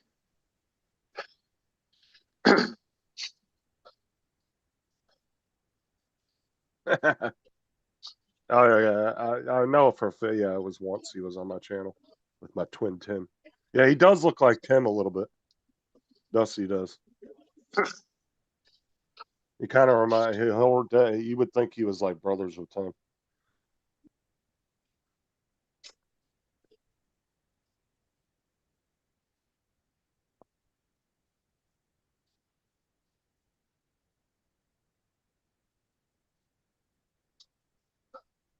Brenda, how was golf yesterday? Yeah, she was golfing. I can't see the chat, so someone let me know what she shot. Yeah, I'll let you know if she answers. 183. 183 or 83? That big difference. You're right. I don't have Like the chat. Let me go find if you were on an 18-hole golf course, what would be like a perfect score? 76 or 72 would be perfect, depending on the par. 70, 71, or 72, depending on what par it is. That's even. So that would be like a 300 in bowling? Not really, because I guess you'd have to get a hole 59. If you scored a 59, which is the lowest ever in a professional tournament. But well, I guess a perfect score would be you'd have to get a hole in one on every single hole, huh? And you can't do that. That's impossible. Well, no, I wouldn't say it's impossible. There may be somebody at some point that actually does that, but it would be 1 in a trillion fucking possibility. But it is very possible. Well, but an even score, without making mistakes is 72, 70, 71, 72. That's par. That's playing level. But then there's birdies, which is 1 under. Then there's eagles, which is 2 under. And that's takes away from your score. Have you ever gotten a hole in one, Lance? I have never gotten a hole in one. I've been as close as 13 inches, and I'm sticking to that to that length. I got one time in a tournament when I was playing 3 rounds, I was 21 under par because I got 21 hole-in-ones. There you go. That was putt, but Joe said, "Ain't nobody hitting a hole in one on a par 5." I've only had 2 Yeah, it's eagles in kinda my hard. life, Justin. Eagles are, for us everyday players, and eagles pretty darn good. That's 2 under whatever that par on that hole is. And I've only had 2. And I've been golfing since I've been 15. And I'm 65 now, so. And a lot of birdies, but a lot of doubles and triples too, which is 2 strokes over whatever par is, or 3 strokes over. But I was fairly decent back in my late 20s because I golfed like 3 days a week, shooting in the low 80s.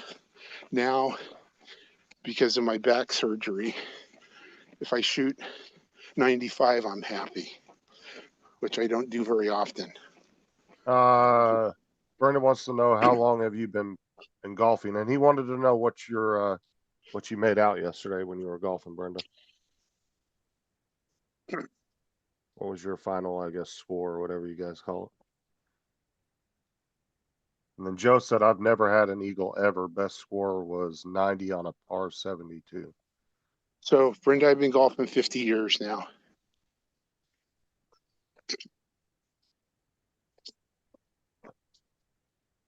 That's crazy. You've never had at least one hole in one in all those years. Yeah, that's how bad I am. Well, how much do you averagely play a year? Now I probably play 5 times a year, but I sneak out. My backyard is hole 17. I'll sneak out and play that a couple times a year, but I'll only play 17 and walk back to the house. But that's, you can't get a hole in one on 17. It's a par 4. Tiger Woods might be able to, but Shooter McGavin. did she type in what she scored yesterday? No, she No. just And asked you how long you've been did playing. she use a golf cart, or did she walk it?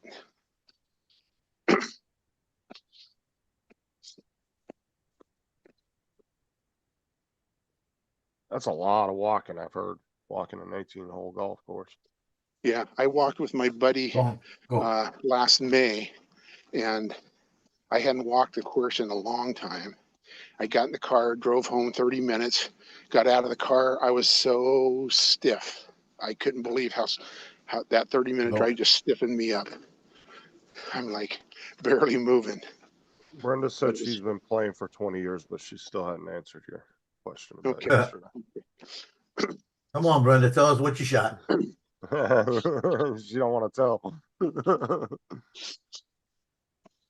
She's gonna come out and say, she's gonna say 62 or something like that. So doing my walk in the morning and playing golf and walking a golf course are 2 different muscles.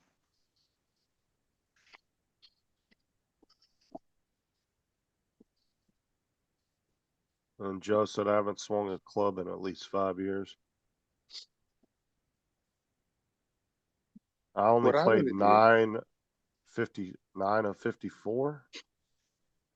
So I want to follow a golf club with my Avada or golf ball. Bud Bieber says he's going to, and he hasn't yet. And he works at a golf course. My grandpa lived on a golf course, the one I used to fly Oh. planes with. I lived in Arizona. He lived on the 18th hole. Hello, He Tanya. used to find golf balls in his backyard all the time. Oh, yeah. Yeah. And every once in a while, you'd hear one hit the window or hit the roof of the house. Yep. But he had So like anyone- reinforced windows on the one side of the house. Like it could take a golf ball pretty hard. Anyone It wouldn't have do wood anything. next to them? Knock on wood for me.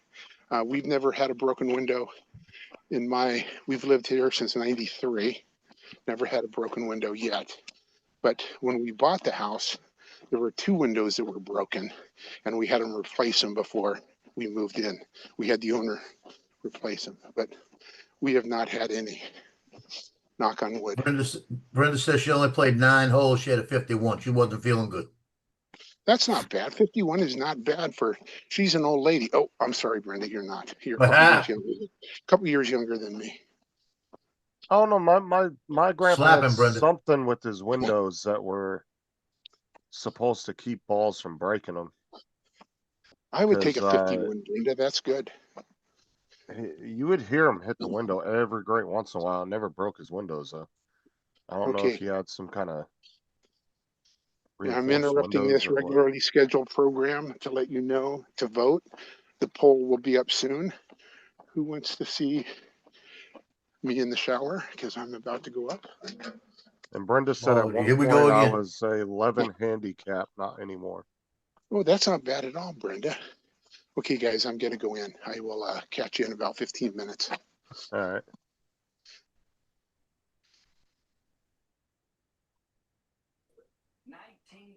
Ukrainian children taken from Ukrainian. I hate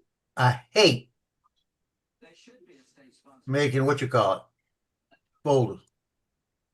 The one thing I hate. Well, technically, you don't have to do it. You won't make any money, but you don't have to do it. No, I got to make. Oh, yeah, right. You got a point. You got That's the best part of it. The bus driver I was with the other day, she was all, pissed off because those girls wound her up or whatever. And I was like, well, we could just go home. I said, technically, we don't have to go back. I said, we might not have a job tomorrow, but we can go home. She goes, yeah, you got a point. Yeah. Yeah, I realized what you said when I was getting ready to say something. Yesterday was the hardest thing because I got a few kids. I got my little sheet, right? Had a few kids that had different numbers. I told the coach, send me the updated roster, please. Because now you can't remember them from the first game to the third, Like Joel pulled a lance and had a shower and a pot of coffee. Yeah, go. That. Man, I could never get into drinking coffee, man. That shit is so gross. Anybody want a dog? I love the smell of it, but I cannot drink coffee, man. I just can't get on board with that. Got 3 dogs if y'all want them. No, I'm good. I already got 2 I got to deal with.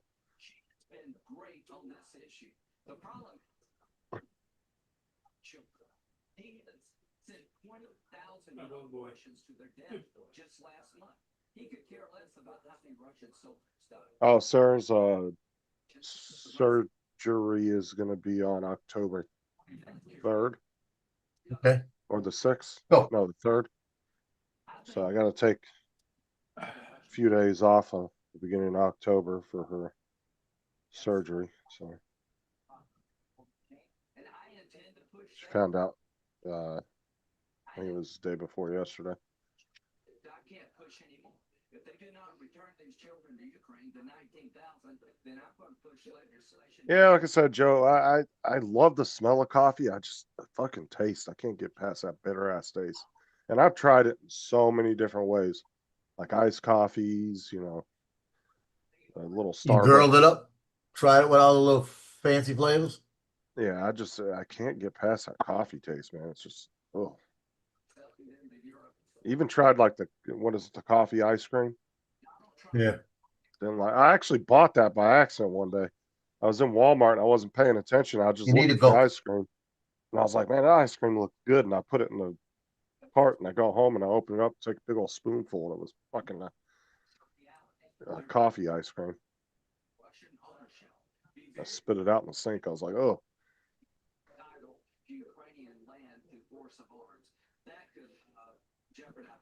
And if you're not thinking about the effect Russia, Ukraine has on China, Taiwan, you make that big. Dino, you're on my last nerve. Go. Our European allies up here quit complaining about what we're not doing in America and do more. Yeah, I've tried to give coffee plenty of chances, but yeah, not my thing. Who's bothering you, Joe? Tino.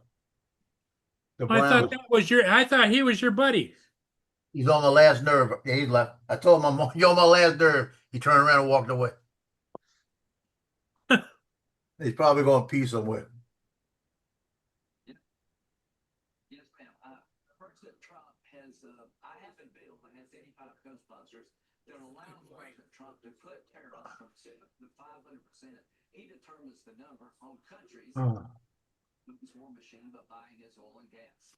Now, that bill gives all the discretion of This is the hardest part of my job, India. What's that? making the folder for these new kids. In 21 days. That's why Putin is in Alaska. Oh, I can't wait till the end of the month. My end of the month paycheck's gonna be huge. Can't wait till what? The end of the month. My paycheck's gonna be fucking huge. I got a lot of extra hours on there. At the end of this war. The I got 5 hours for training, or for doing the dry run. I got like almost I can't help what 8, 9, 10, 11, 12, 13 hours for training, the way to end this war is to plus the whole first week I worked wasn't on this first check I got because I only got do that. a partial check. They put all that on my next check. So See a timeline of I tell you what happened to my son, Justin. including China and Did I tell y'all? Remember I told you he complained about them taking some hours away, so they canceled his whole week, right? Then they come up a day later and say, "Hey, we need you for this job and this job," and so he wound up working 3 days anyway, right? Or 4 days. So he went to one in Wilmington, North Carolina. He said, "I can't tell you how old his house was." He said, "We got up into the top and the joints and all the joints going across." He said, "As I was the first one there because I was going to spray it. As I stepped on it, it rolled, started rolling." He said, "And every time you move, the beams going across were moving with you." He said he looked over where they were attached, and they were actually rolling in it like that. And he said he looked over in one area and he saw light, and he said when they figured out what it was later, they had done a ceiling in the girl's room. They attached one of them, but the other ones weren't even stapled or nailed up. They were just laying there, like this. And he said he called it in and said, "Look, we can't do this. It's dangerous." And they said, "We got to get a supervisor out there. You can't make that call." So the supervisor came out and said the same thing. He said, "Well, Justin said that. You go look." He said it's bad. So the owner went out there. Looked in there and said, "Oh, hell no, we can't do this job." And then the owner was standing up there on one of them and it was rolling. And as he made a step and came out to get out, on the other side, Justin said it was at least 40 feet away. He said he's seen things moved, all the kitchen sheetrock on the top cracked. He said he told the woman that owned the place, he said, "Let me tell you, you need to get somebody out here real quick to shore all this up, or it's all gonna cave in on you." wow. Yeah. Justin said he was up. He said, "I'm not doing it." He told the boss, "I am not doing that job." He said, "Because I'll fall through."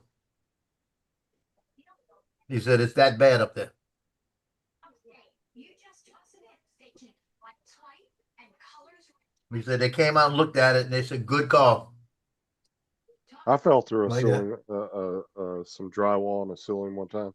Skyfly wants to know how far you're away from Minefield. Joe? Which one? Not Me? him. He's talking to Joe Fodolio. Joe Oh, Fodolio. No, I fell through some drywall on a ceiling one time. I was like 14 and we were helping one of my uncles clear out this bungalow he owned, little 2-bedroom bungalow. And they were about to, and there was a bunch of shit up in the attic and we were up there getting it out and I happened to step off of the board right through the drywall, right into the floor. And but luckily they were already planning on ripping all the drywall off the ceiling and the walls. They were like redoing everything anyway, so he wasn't even mad about it. But it was an accident. Well, we lived in a house. I didn't realize you couldn't step on the drywall. I didn't know that. I was only like 13 or 14 at the time. Yeah, we lived in a house in Metairie, Louisiana for about 16, 17 years, maybe longer than that. And when we were moving out, actually, when I got married, my wife moved into the same house because we had so much room. And because I was going, Fonto and Mama said, "Look, my dad had just died a year before." She says, "I really want you around. Y'all could move in and just move into the back." So my wife said, "Fine." We moved into the back. And when we were moving, my wife had on her headboard and everything, it was posts that stuck up and they were pointy.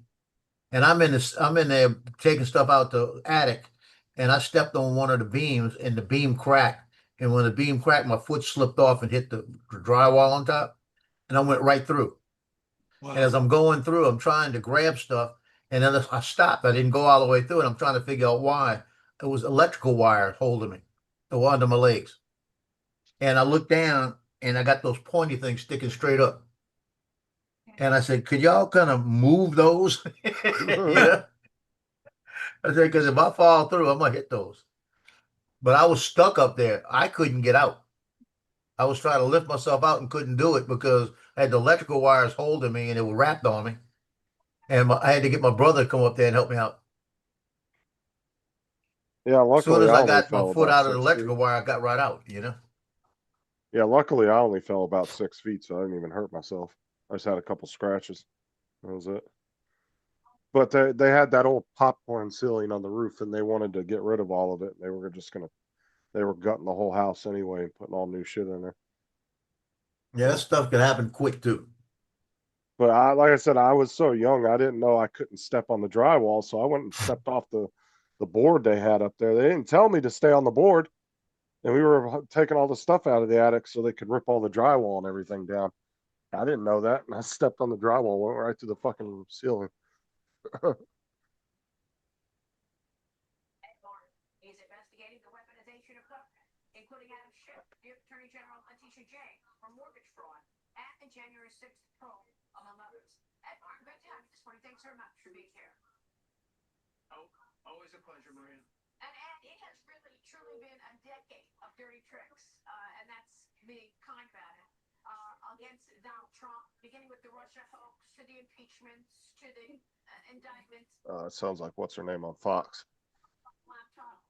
Assess worth the last 10 years in your view, and you have criminal referral right now on Adam Schiff, Letitia James, and others. What it says.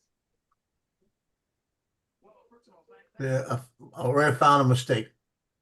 Trump came into office as president. I got to go back and check all these things. Find out how government was weaponized against the citizens. When Attorney General Bondi came I usually take one of the folders from last year and just work off of that, but I got the dots per inches messed up. and a broad charge. And I have to tell you, for your viewers, we have the Attorney General Bondi has that Department of Justice spinning like a Yep. stuff going on. A lot of it we Let can't me look and see what days I got to take off next on October. You were in a group, we're still in it. So yeah, her surgery's on a Friday, so I'm gonna take that Thursday off. So they got it scheduled? Yeah, it's the 3rd of October, which is on a Friday. So I'm taking Thursday, Friday, and Monday and Tuesday off because it's a couple days of recovery after. So I'm just gonna stay home for a few days with her, just in case she needs anything or something. And they said it was like 3 or 4 days of kind of resting. So I'm gonna take a couple extra days off just in case anything comes up.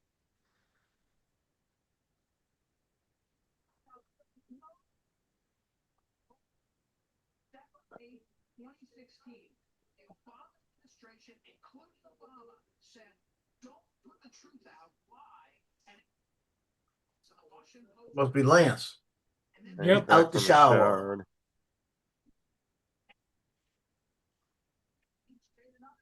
throw another out.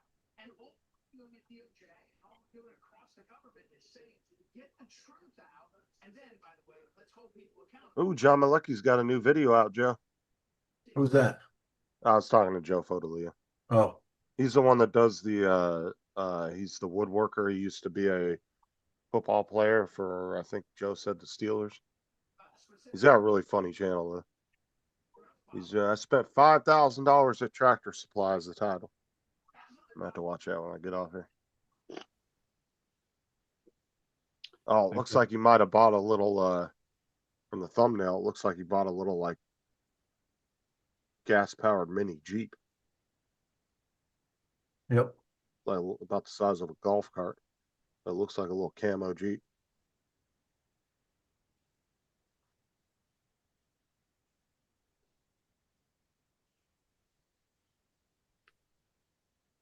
Yeah, me and him were talking Many- about John Malecki the other day.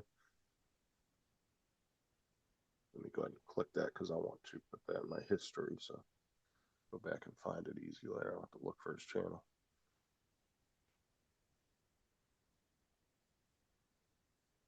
You know, Johnny showed this morning. He was asking me if I want to go fly. He wants to fly his upside down. His mini V. There you go. I'm watching that I'm video not. right now. Let's see. Okay, he's holding it. Okay. Oh, and it doesn't. Okay, so it doesn't take off. Can you guys hear me? Yep. Okay, I'm watching the video that Justin shared. I wasn't able to see it on my walk. So it looks like it's not too hard to launch and catch. Joe, you could do that.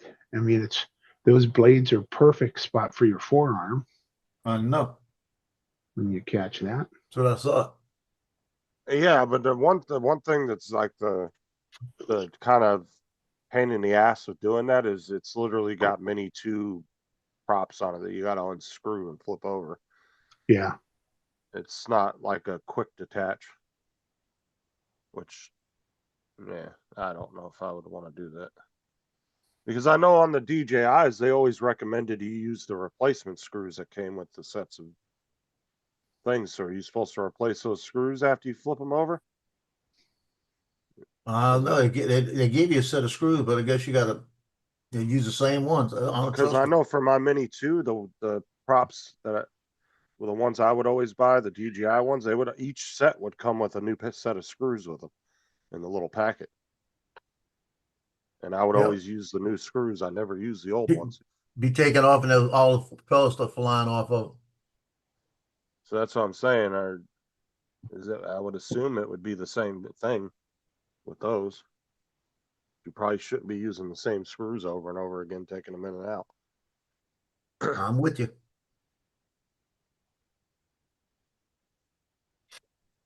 That's what I'm saying, Joe. It's fucking gimmicky. It doesn't make any sense to do that at all. There's no advantage of doing that. I think it's stupid as shit. It's one of those things you're going to do one time and you'll never do it again because it's a pain in the ass. You have to constantly switch them props back and forth. And like I said, it's not like it unlocks any, at least not that I know of. It doesn't unlock any like special features or anything. I mean, all it pretty much does is just flip the camera image to be right side up. I don't think there's any like shit that it unlocks by doing that. They were targeting the American people. They were taking massive amounts of resources and moving them from fighting. That's what I'm saying, Joel. That's what I've been asking since they released the second one is what is their ultimate goal as a company? Because their technology, as far as camera wise, always seems to be 3 to 4 years behind where everybody else is already. And they're just not really professional style drones. So it's like, really, what's the point of them at the end of the day? Like, what is that company trying to accomplish? Because eventually people are going to get tired of that whole, the hype of it's going to eventually just, people are going to get bored with that. They're just going to keep releasing the same drone, different sizes. I mean, it unlocks the warranty. Exactly, Joe. The minute you flip it over, it voids the warranty. So is the footage upside down or right side up when you turn it over, I wonder?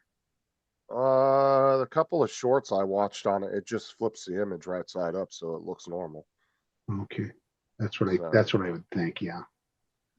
That's why I said there's no, and from what I could tell, there wasn't any special features that unlocked or anything, so I don't know what the point of doing that is. Except for it's just something that they can put on the paperwork and say, look what it can do, to try to give it another feature to make it more appealing, I guess. Yeah. But like I said, that would get kind of old real quick, having to unscrew those props and constantly flipping them. Unless you always flew it upside down. I guess, but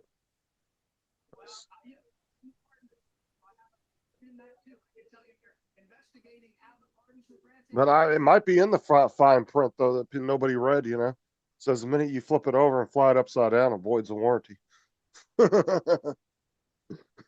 They just didn't announce that to anybody. These people's hoaxes down, and we're doing it bit by bit, and it's fantastic. It's a great privilege. Unbelievable. And Mark, your work for facts. Thank you.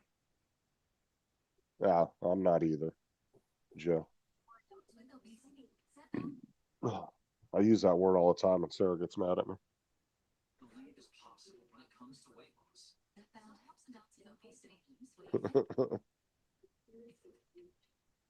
Because that's the thing is, like I said, especially with their cameras they put on those things. Like, if it had like an Air 2 camera or Air 2S camera, like type camera on it, then it would probably be more sought out. But it's got a Mini 2 camera on it, and that's 4 years old. I mean, it's not. I mean, it's not bad picture, but it's not the best quality camera neither. Of the newer shit that's out. Like if that thing had like an Air 2S type camera on it, I think people would really like it, or even like an Air 3, you know, type quality camera, I would say.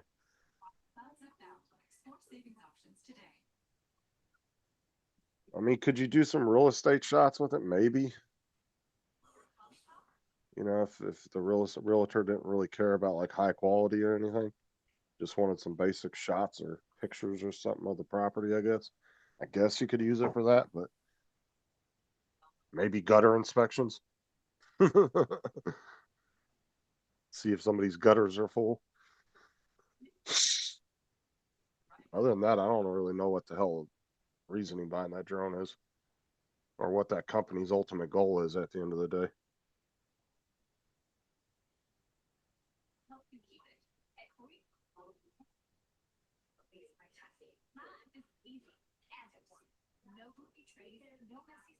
Just add a little bit on top of your toothpaste when you brush your teeth. And ta-da!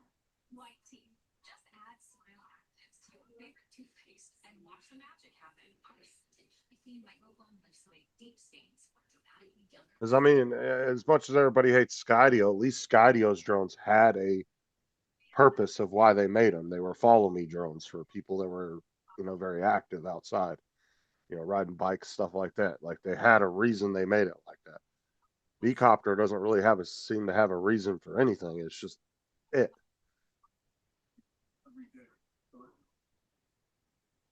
And the price of it, I mean, when it goes to retail, when you pay the actual retail price of it, not what like Joe and them got it for, I mean, you're pushing prices of other drones, better quality.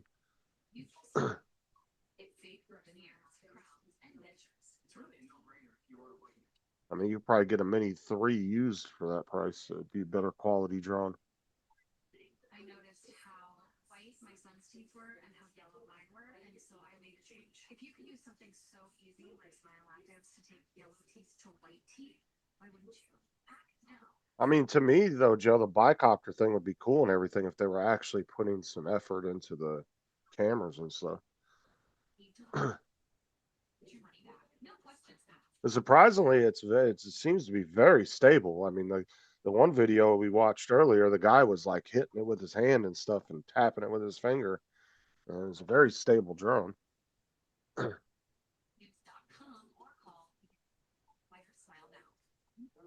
I mean, they could totally keep that design if they were actually putting professional stuff on it, you know, more professional type camera equipment and shit on it. Because that could be their niche, the design of the drone, but try to make it more professional instead of a novelty. Make it to where somebody actually wants to go chase boats with it, or, you know, go do some video with it.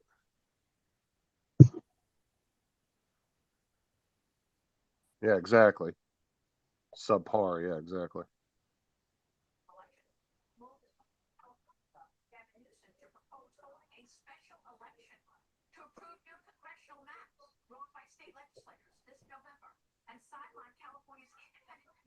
Until the 2030 census. Jamie Ann with more. It's a long time before California I mean, like I said, I think it'd be a good niche for the company because they're a bicopter, but like I said, I would definitely like to, I would definitely want to see one that actually had some real good specs on it. What the politicians or the Democrats have been trying to do this entire time. In 2010, the voters put proposition on the ballot, Proposition 20, and it passed with 61% of the vote to create a citizens commission to do redistricting. The Democrats at that time. Really curious about the Mini 5 Pro about to come out soon, but we probably won't be able to get it. I don't know. Joe was saying that Amazon's starting to get a lot more stuff back in stock again, so maybe they're letting stuff back through. I don't know. Or they might be using that same fucking loophole everybody else is using. They might be getting all the shit from South Korea. They just introduced them this Friday when no one's paying attention. They let in Washington D.C. KCCC. I'll be honest though, if I was just, I'd still be happy with a Mini 2 if that's all I had. I mean, it's still a good little drone. So it's not a 5-seat change. This is a 9-seat change. It doesn't have like the best picture quality, especially with the sky. It tends to blow out the sky, but if you know how to edit, you can fix it. Even the legislators not so politicians vote, not the voters selecting their elected officials. What should viewers know about impact? I mean, even the Mini 1 was a solid drone. It just wasn't that great in the wind because it didn't have enough arch on it when it would fly forward. Didn't dig into the wind good enough. And that was 2.7K, so.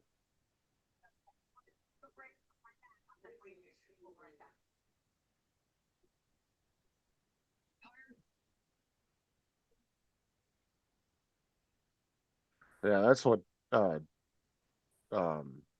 Paul needs to upgrade to whenever he ever upgrades. He needs to get an Air 3. I got one ordered. Well, if that actually comes, yeah. We'll see. Still, what you haven't still got no updates, right? Well, Right. Joe said it's coming. Because Joe Fotoleo said the night mode is fire on those. Like, it's really good.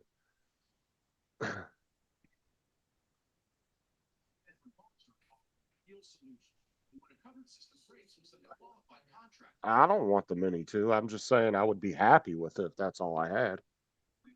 I wouldn't be disappointed with it. It's still a good drone. Now, your son doesn't like to fly drones, does he?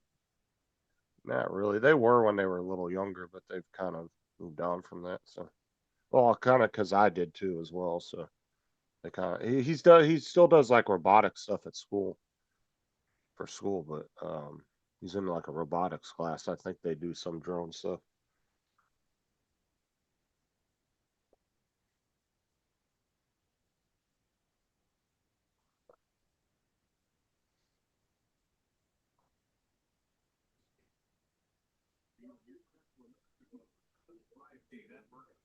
I had a Mini 2 and an Air 2, and I had a Mini 1.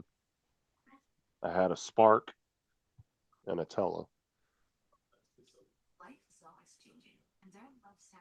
I got sold the Spark to this really young kid that was getting into drones, and he was really wanted a Spark. He really liked that drone, so I gave him a good deal on it. And we actually had just fixed it because it was having problems flying. It was not stabilizing at all when it was in the air. It was going all over the place. And David AZ helped me hook it up to the Aris DJI Assist, and we reflashed the hardware or the what do you want to call it, the software on it, and it fixed it. So I let him know that too. I was like, it did have issues, but we did get it fixed, and it flies perfect now.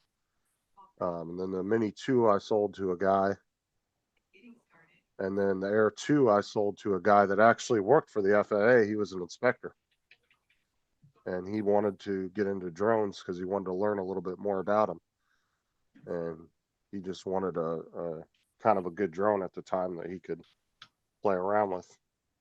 He was the one that I showed up to the sale, and we both had our guns on us. And he said, I'm just gonna let you know I got my gun on me. I said, I do too. He goes, well, you seem pretty cool. He goes, let's just set him down. So we both placed him on the trunk of his car, and then we did the deal. He was a really cool guy. But he was trying to learn a little bit more about drones to get familiar with them and everything, as I guess his job eventually was going to entail that. So, Hey, Justin, what? remember that website I told you about, Tropical Tidbits? That's usually very accurate. Yeah. My daughter called me and said, did you see the stuff? I said, what? She goes, go look at it.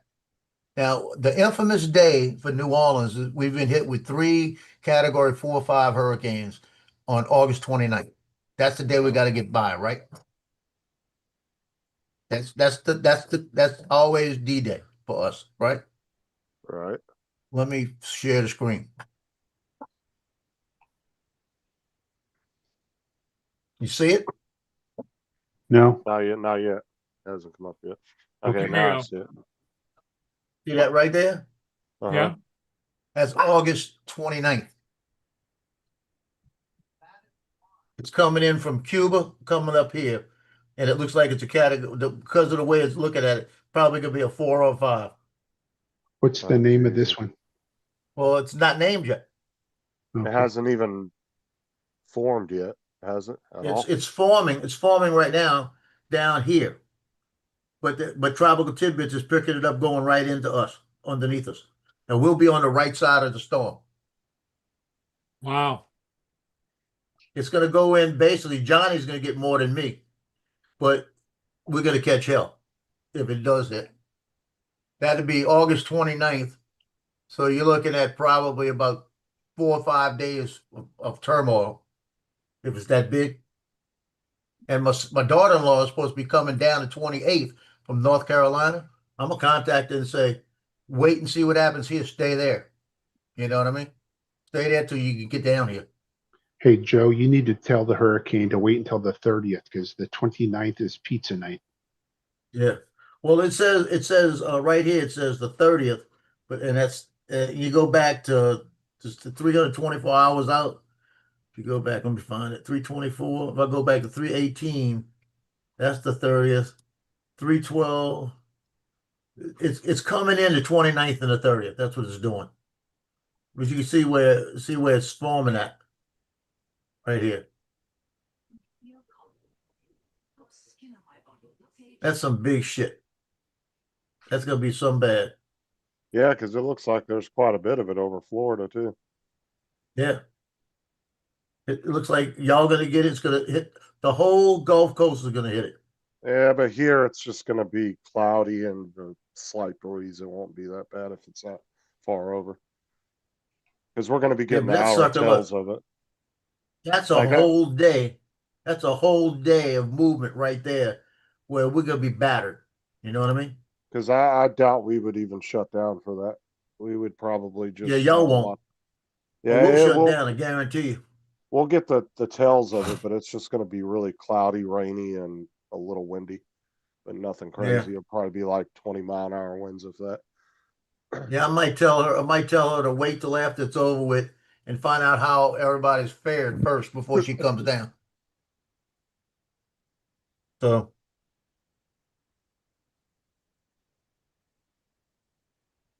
Yeah, that's not going to be nothing nice. Because right there, where it's at right there, I'm right here. On that X, I put that cross. Worst case scenario, Joe, you got time to, they can get out of there if need be.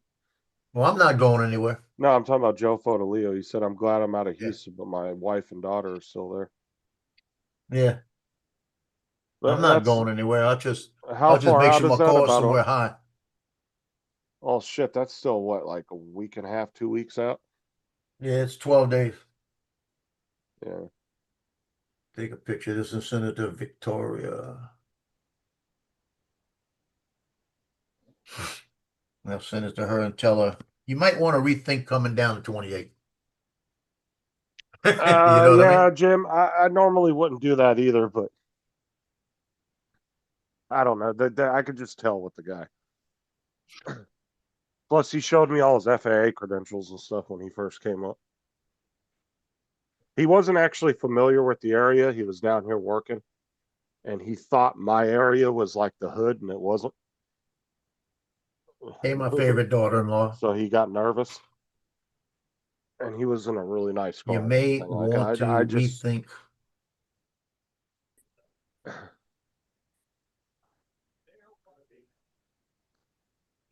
I wasn't overly concerned about it.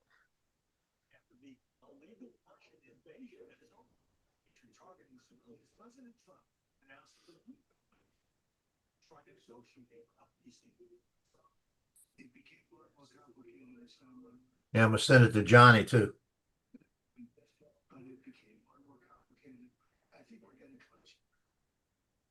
Yeah, just keep an eye on it, Joe, and then if you feel like your wife and daughter are anywhere near a few days out, get them out of there. You can. Right. Have them go Well, more, they'll drive more go. They'll inland or go. something. Yeah, they'll find a place to. They're talking. She was talking about. My daughter was talking about them going to North Carolina. Well, the one good thing about Texas is Joe's wife and daughter could get in the car and drive way inland to get away from it. Yeah. All she'd have to do is go south, go towards Corpus Christi. She'd be fine. Yeah. Hey, If they're Johnny. not- What? This How long- is a picture of the 29th and 30th. I'll send him How that. long are they going to be down there, Joe, before you head up? Before they head back up there with you? What do you mean? I'm talking to Joe. Oh, that was a joke. Never mind. You're talking Joe. And I'm the Yeah, what? I gotta come up with a nickname for one of y'all. I'm getting confused. Just say JoJo for him.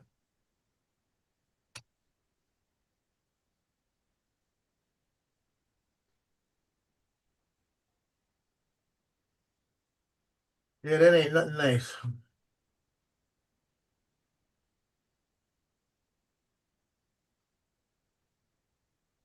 They're gonna be down there for another 10 months, yeah. So I would just have them get in the car and drive inland if that comes to fruition, like Joe was saying.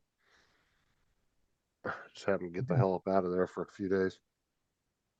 You guys have the ability, because that's the thing, dude, is I hate when they always tell people, oh, evacuate. Well, people don't always have the money to do that, because you got to pay for gas to get out of there. And then you got to find a hotel somewhere and hope that there's rooms, because so many people will go a certain direction, and they'll tie up every damn hotel in the area. And then you guys spend money on that, food while you're there. It's not just easy for people just to get up and evacuate. That's why a lot of people don't leave, because they don't have the money just to get up and drive, 4 hours away, get a hotel and stay there for 2-3 days, especially when it's last minute like that, you only got like a week to plan for it. It's not like when you're planning for a vacation and you got, months or years to plan for it.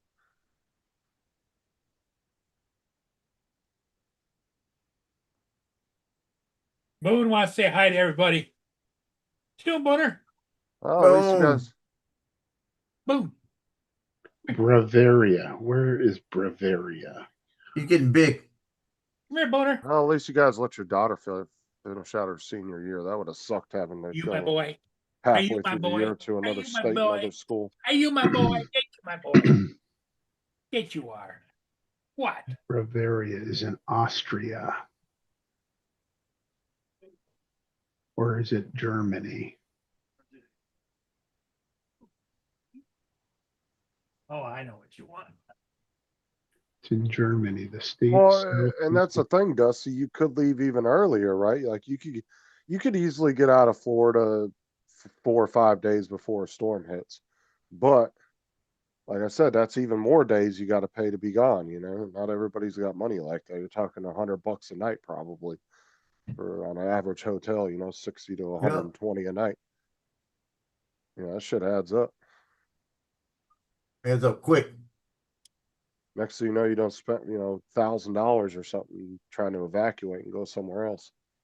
Then you got to try to make it back home. And then there's no guarantee that once the storm passes, even a couple days after, that you can even get back home because the certain roads might be closed. That might cause you to be out of town for another week. You know? So I feel for people when they don't evacuate because they make it seem like it's just so easy for people to do. It's not like the government steps in and says, oh, here's, 2 weeks of hotel vouchers and $1,000. Go ahead and evacuate. They don't do that. So I understand why people don't do it, and I feel for them. And it sucks they have to stay in in the path of stuff like that, but sometimes they don't have the means to do it. Well, when Katrina hit, we were in the middle of the divorce, and it was a bad part of the divorce. So she came over, met me with the kids, handed them to me, and she says, "Good luck," like that. And she left and went to Florida, and I went to Alexandria, Louisiana, with the kids in a hotel. So I had the 3 kids with me, and I still had to worry about getting back to shoot pictures for the paper, So they had me all signed and everything, and I said, "I'll let you know when." And they said, "Fine, soon it's gonna be safe before we get you back." That's how they said. And I get up there, and I mean, I didn't have a lot of money at that time, and I paid for the hotel, and my brother came up the same thing because we had a couple of rooms up there, and he wound up paying for a week for me, just paid for a week hotel for me in advance. And within that week, between FEMA, between I can't remember all the organizations, Red Cross, and a couple of places, the kids and I had gift cards. Each of us got a gift card for $500. So I had $2,000 right there. FEMA gave me like $3,500. And then all the women in the place were coming up to me and say, "Come on, come with us. We know where some more money's at. Come on." So we take off and go to all these places, sign up thing. Within about 4 days, I had like $10,000. And then they let me sign in for food stamps because I had the kids with me, and they gave us $600 worth of food stamps. And they let it go where you could use it for buying. You could go to the store and you could buy the chicken and everything already cooked because they knew everybody was having a problem. Yeah, And they'll so we take off used to walk certain next door. We stayed in the stipulations. hotel, walk next door, and they had a food for less there. Boy, they had some good chicken. So it was like I made money. See, during Irma, we stayed and our power was out for a week, so we qualified for the FEMA assistance because you had to be out of power for 7 days or longer. And we actually got to the last. I mean, we were out from Sunday to Sunday, out of power. Yep. And I filed for the FEMA check, and I think I got two $1,800 checks from them. But it was about 2 weeks after the storms, 3 weeks after, so it wasn't, you know. And then Well, I had the to way it, go up to go ahead. Walmart. We threw out about fucking $200,000, probably close to $300,000 worth of food in the dumpsters. Yeah. Yeah. The way it works here is that, and it probably works the same way everywhere. If you're on food stamp SNAP, you could be on $60 a month. If a hurricane hits and you're in disaster food stamps, you automatically get the full amount. It's like almost $600. Plus, They just they'll load you release up. it. Yeah, and usually they'll release them early too if you're already on them. Yeah, they load you Yeah. up with it.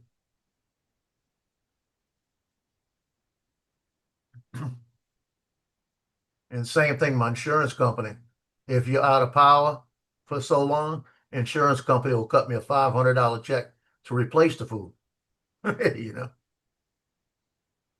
Yeah, that was all we got was just the FEMA checks. But I mean, it was a decent amount, but we had to wait a couple weeks to get them. Yeah.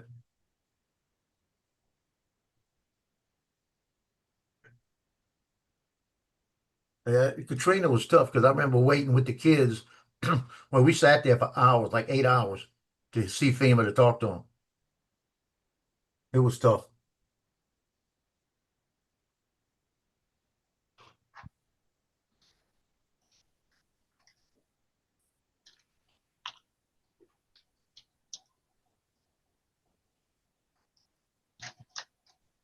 Yeah. Oh man, it was so horrible, and I was so pissed at my sister too because we lost power, and she was there for 2 days and packed her kids up and hauled ass to North Carolina for a week. She didn't want to sit there with no power. I was like, "Fuck you, then go." Me and Sarah, and then our kids went over to her mom's house because she still had power. She didn't never lost power. Um, so me and Sarah sat at the house for a fucking week without power. God, it was horrible. With 2 dogs too. God, dude, that house smelled so bad after a week. It just smelled like freaking sweat, and it was gross. The minute the power came on, we started cleaning the house out, mopping the floors, sweeping. Like, yeah, we did a full wipe down of that house after the power came back on because it smelled like straight ball sack in there.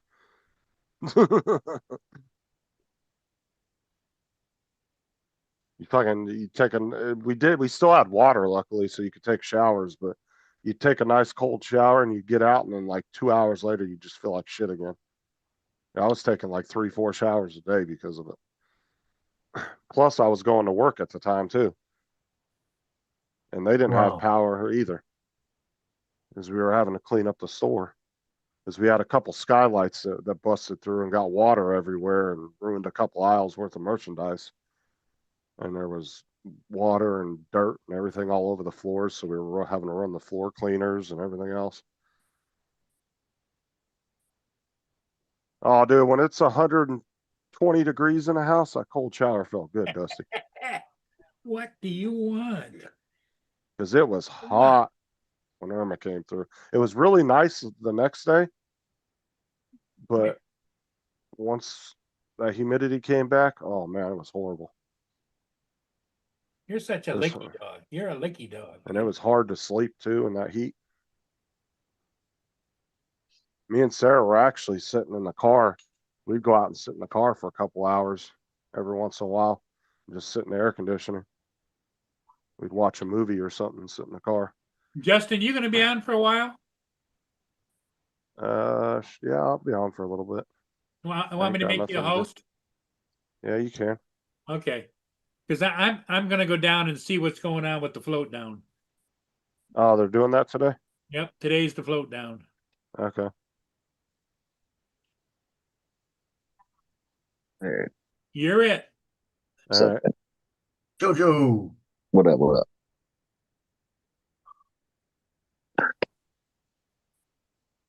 Sitting here enjoying this beautiful weather.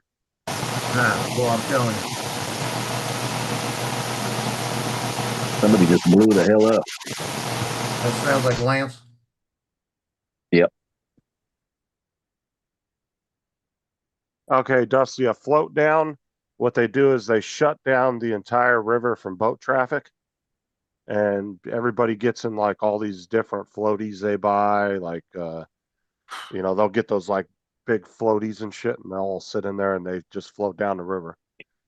There's a certain amount of miles. They start at one point of the river and then they float down like so many miles down the river, and then they get out at this one point. And they call it the float down. But there's no boats allowed to be in the water, I don't think, at the time. They shut down all the boat traffic. I think it's just emergency boats are allowed to be in the water, just in case somebody falls out or something. Yeah. I'm Good out times. with I Justin. haven't floated in years. Oh, you'll see some really cool floats that people get. Like they'll get those really big blow up ones that like 10 people can sit in. Mm-hmm. And then they'll just hang out and just slowly Put float the down the cooler and river. everything in there. Float the cooler. Paul next need to to look it. at that. He Tie it ain't all got no Yeah. parking space down there.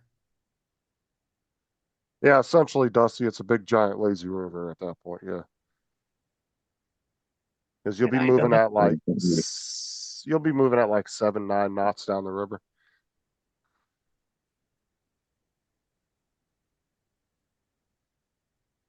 Because that does have a pretty strong current, that river.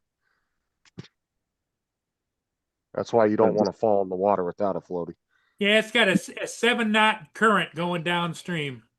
Where you gonna park? Look, you got no place to park. I'll park behind him.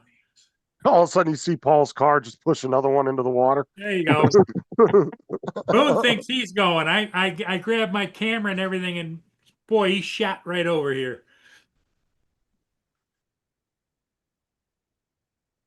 Well, I was gonna say, this is my spot. Get out my spot. JoJo You says see it'll be the- you or Johnny that flies upside down. That Johnny, stupid not thing. me. Johnny gonna do it? I'm not doing it. After I think Justin said that the video still comes out right side up. What is the actual point? Like I don't get that. It at doesn't all. make sense. I was just thinking it would be give you upside down video, but you do that in the editor with a couple clicks. It doesn't make any sense. It's stupid. Hey, Joe, I'm gonna tell you something right now. It doesn't make any sense that I bought it. Yeah, that too. You know, the reason I bought it. I mean, is $200. because, it's a novelty. Yeah, it's what it is. It's a novelty. Yeah. Well, it cost me with the Fly More right at almost 400. And I didn't have a mini drone, so it wasn't that bad, you know?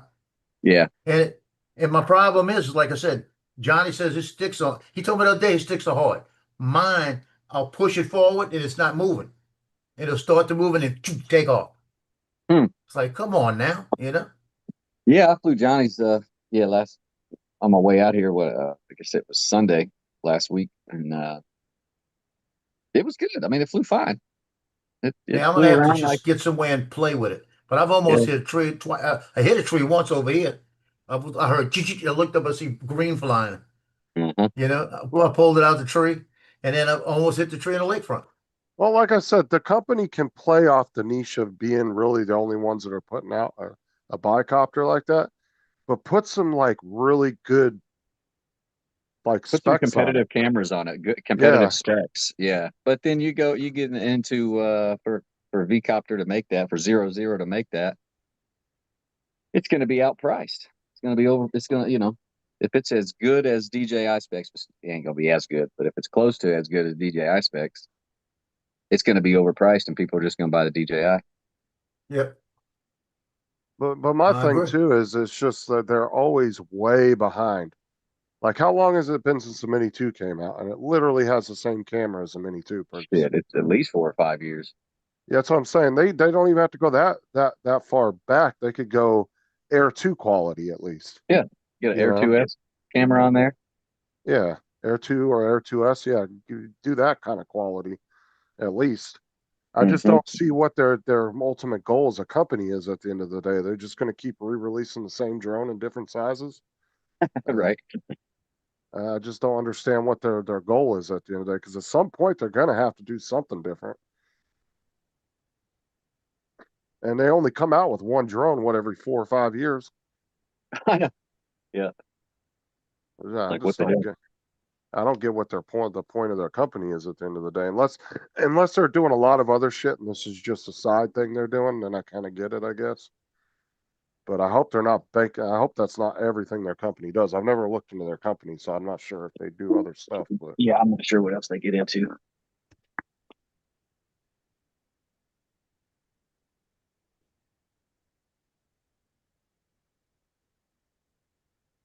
A view of the mountain.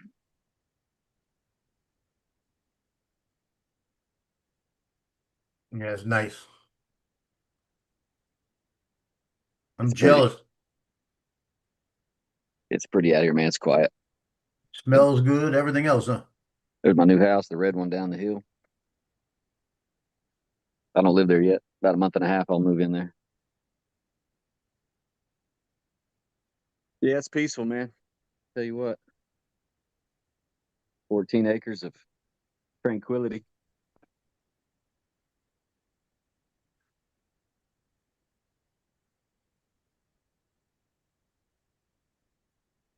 Yeah, you hear gunshots or sirens.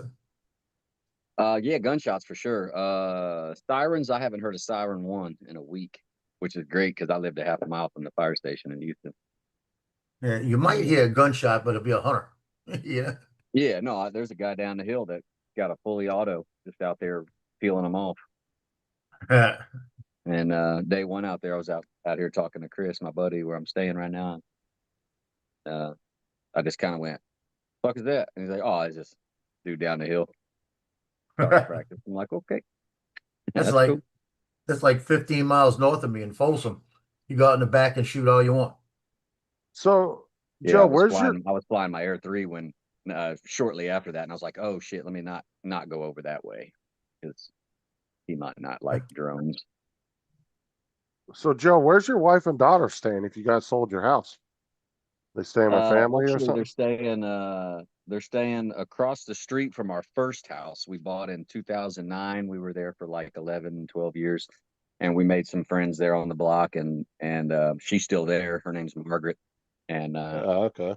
and so we were looking for some, apartments and stuff like that, but A, they're expensive, and B, like my wife's going through a credit consolidation thing or whatever, which ruins your credit. So they were Oh yeah. they look at your FICO score for that. We told a couple different apartment complexes, we're like, we'll pay like 6 months, or by golly, if you want, the whole year in advance. And they were like, no, sorry, we can't do that. Like, no, let me say that again. I'll give you $24,000 to just stay for the year and you won't hear from us. And like, yeah, we can't do that. You got a 580 FICO score. Like, Yeah, who the hell okay, cares if fuck you're yourself. paying the whole year?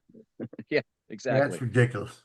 I mean, it's just like if you were going to buy a new car, right? If you if you were paying cash for it, your fucking credit shouldn't matter at that point. Doesn't matter.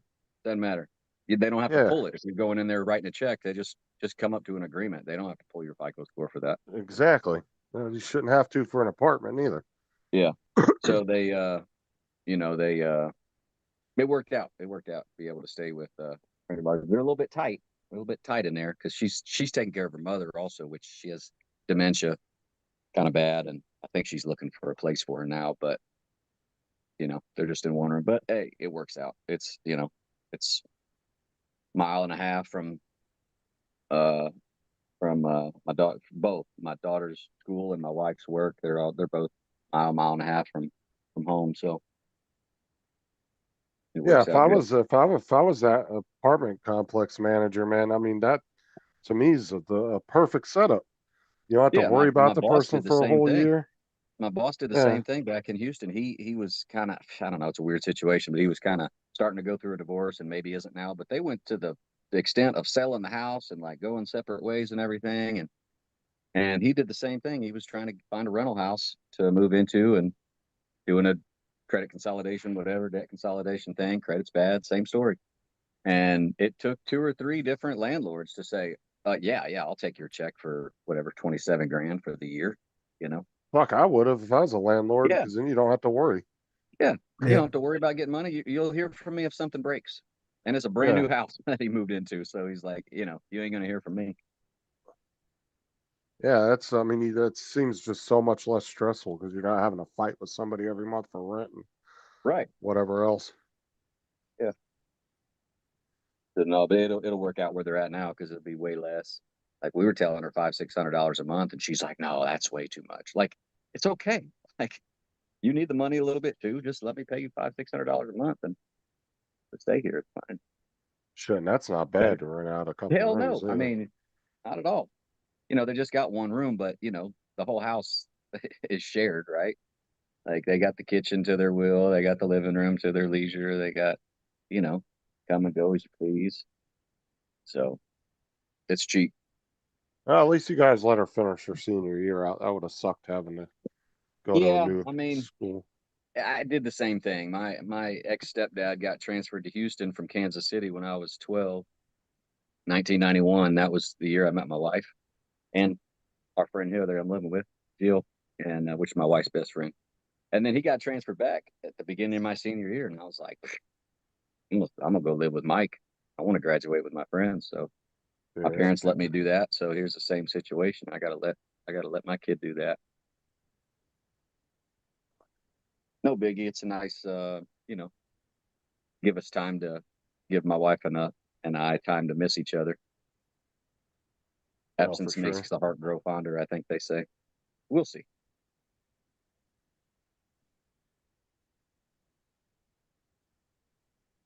My Yeah, my 'cause son so that's on you that guys, deployment.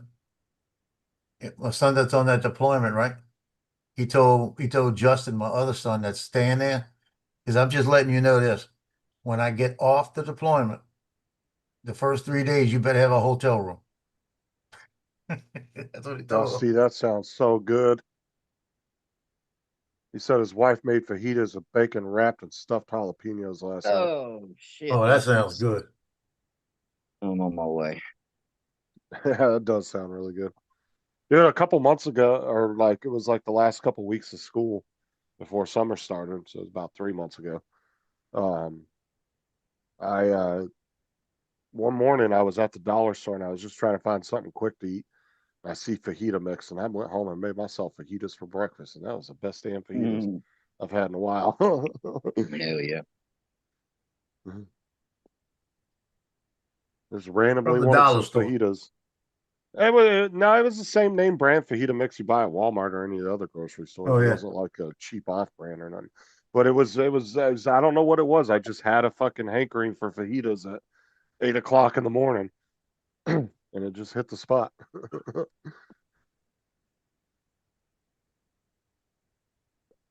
Wonder where Mark's at. Did he say he was not coming on today? He's usually on every one of Paul's streams. I haven't even seen him in the chat. No. You hear about my moving truck, Justin? That 26-foot truck the 26-foot trailer. Oh that I yeah. used, You were telling us and I about bought that the other day. 16 feet of it. Yeah, I was telling y'all before when I was managing that roof that day. You were but worried I about ended them up being using, able to get it in. Yeah, I ended up using 17 feet of the truck, but yeah, and they got here Friday, and they were scared to try to go up the driveway with it. So they brought it back to their yard up northwest of Knoxville, which is a good 50 minutes from here. And I don't know if they're going to try again tomorrow. It was a little bit rainy, a little, it was done raining, but it was wet, and the driveway's every bit of a quarter mile long, uphill, winding left and right, trees on both sides, overhanging the driveway a little bit too. Like they'll be dragging some limbs, thin limbs, tiny draggle limbs. But so now I'm trying to see if they're going to bring it up here tomorrow or bring it down here to Maryville and up the hill. Now, worst case scenario, do you have somebody's house that is more accessible that they could drop it at and you could just get your shit out of it there? No, I really don't know anybody here, but I mean, worst case scenario, I'm probably going to just hire some like 2 men in a truck and have them come with probably 2 trucks, like two, not that I have that much shit, but I'm worried about them, being scared to come up the hill too. And I told you about the container too. I was trying to buy a 40-foot container. Yeah. That I got a 20-footer for $300 more than the 40-footer. That fucking pissed me off too. But again, it was the hill situation, man. They checked it out and they're like, man, I don't think, they actually didn't check it out. I looked at it and sent them video. They're like, yeah, I don't know if that's going to work. I was like, you can get 20 up here? And they said, we get 20. So Yeah, I because bought the only thing I 20. could think you could do is drop it somewhere else and empty it there. But I don't know where you would do that. Maybe a storage facility? Yeah, like I could do that, but like go in there and me, sign up for 1 month of storage and just don't use it. Yeah, but I did not want to do that since I'm moving down there freaking in a month and a half. I'm, moving down the hill. I wanted all my shit here on site so I could just move it at my leisure. Probably the best thing to do would be find a moving company that's close to the ABF yard northwest of Knoxville, so they don't have to drive too far to load, and then they can just, they do have to drive away to come down, but that seems like, and they could load it, bring it down, unload it right into my container. Some stuff will go inside, but then it can go into the container, just sit there for a month, and then I can pull it out at my leisure. We move in. So yeah, that's the only thing that sucks about living in rural areas is if the infrastructure you have going to your house all the time, dude. I'm like, I know I came from the concrete pancake of Houston, Texas, so not used to this. He said, yeah, we run into this shit all the time. Whoa. Are you worried about them like getting stuck? Is that the worry? Not stuck. I think the worry is going off the driveway a little bit because it's a little bit convex, right? And if you go off, and the ABF truck driver said himself, I just put him in my truck The and hell did you eat today? drove up so he could see it, and he said, man, if I go off this driveway anywhere, like it's 3 hours to get a wrecker out here, you know. Like you got a cot I can sleep on or something. I said, you can sit in the air conditioner, dude. I don't care. Get my shit up there. And he's like, I don't want to. Do you have you don't have any like, what do they call those, the drainage pipes that run under the road? You don't have any of those. You have to worry about Culverts? them crushing. Yeah, culverts. Yeah, there's a culvert at the end of the driveway. Would you think that truck would crush it if it went over it? Nah, I don't think so.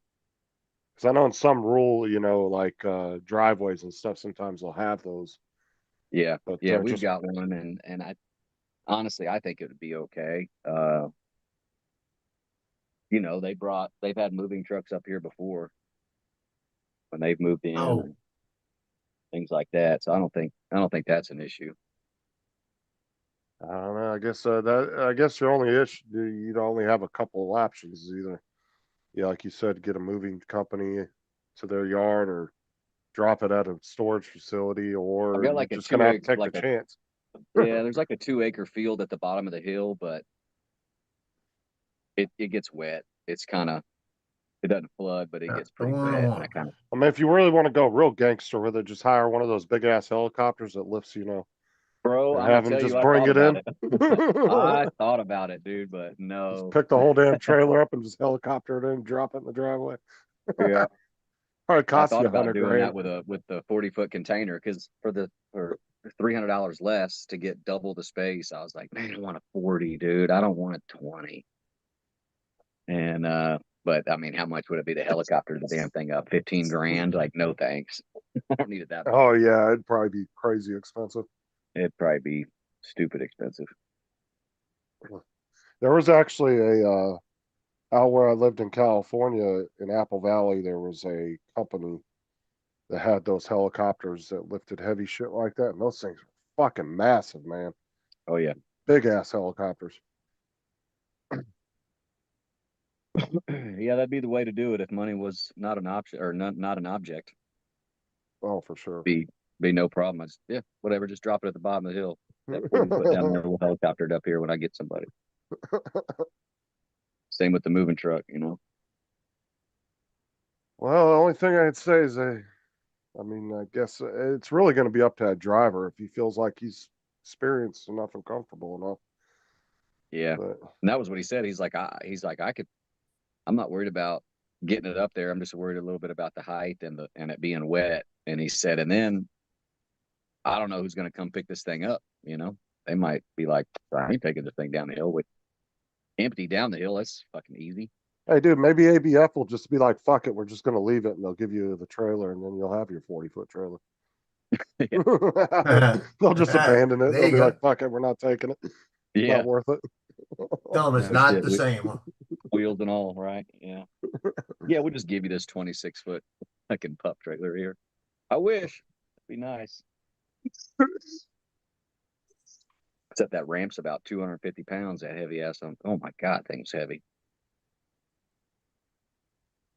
Is it manual or was it electric What?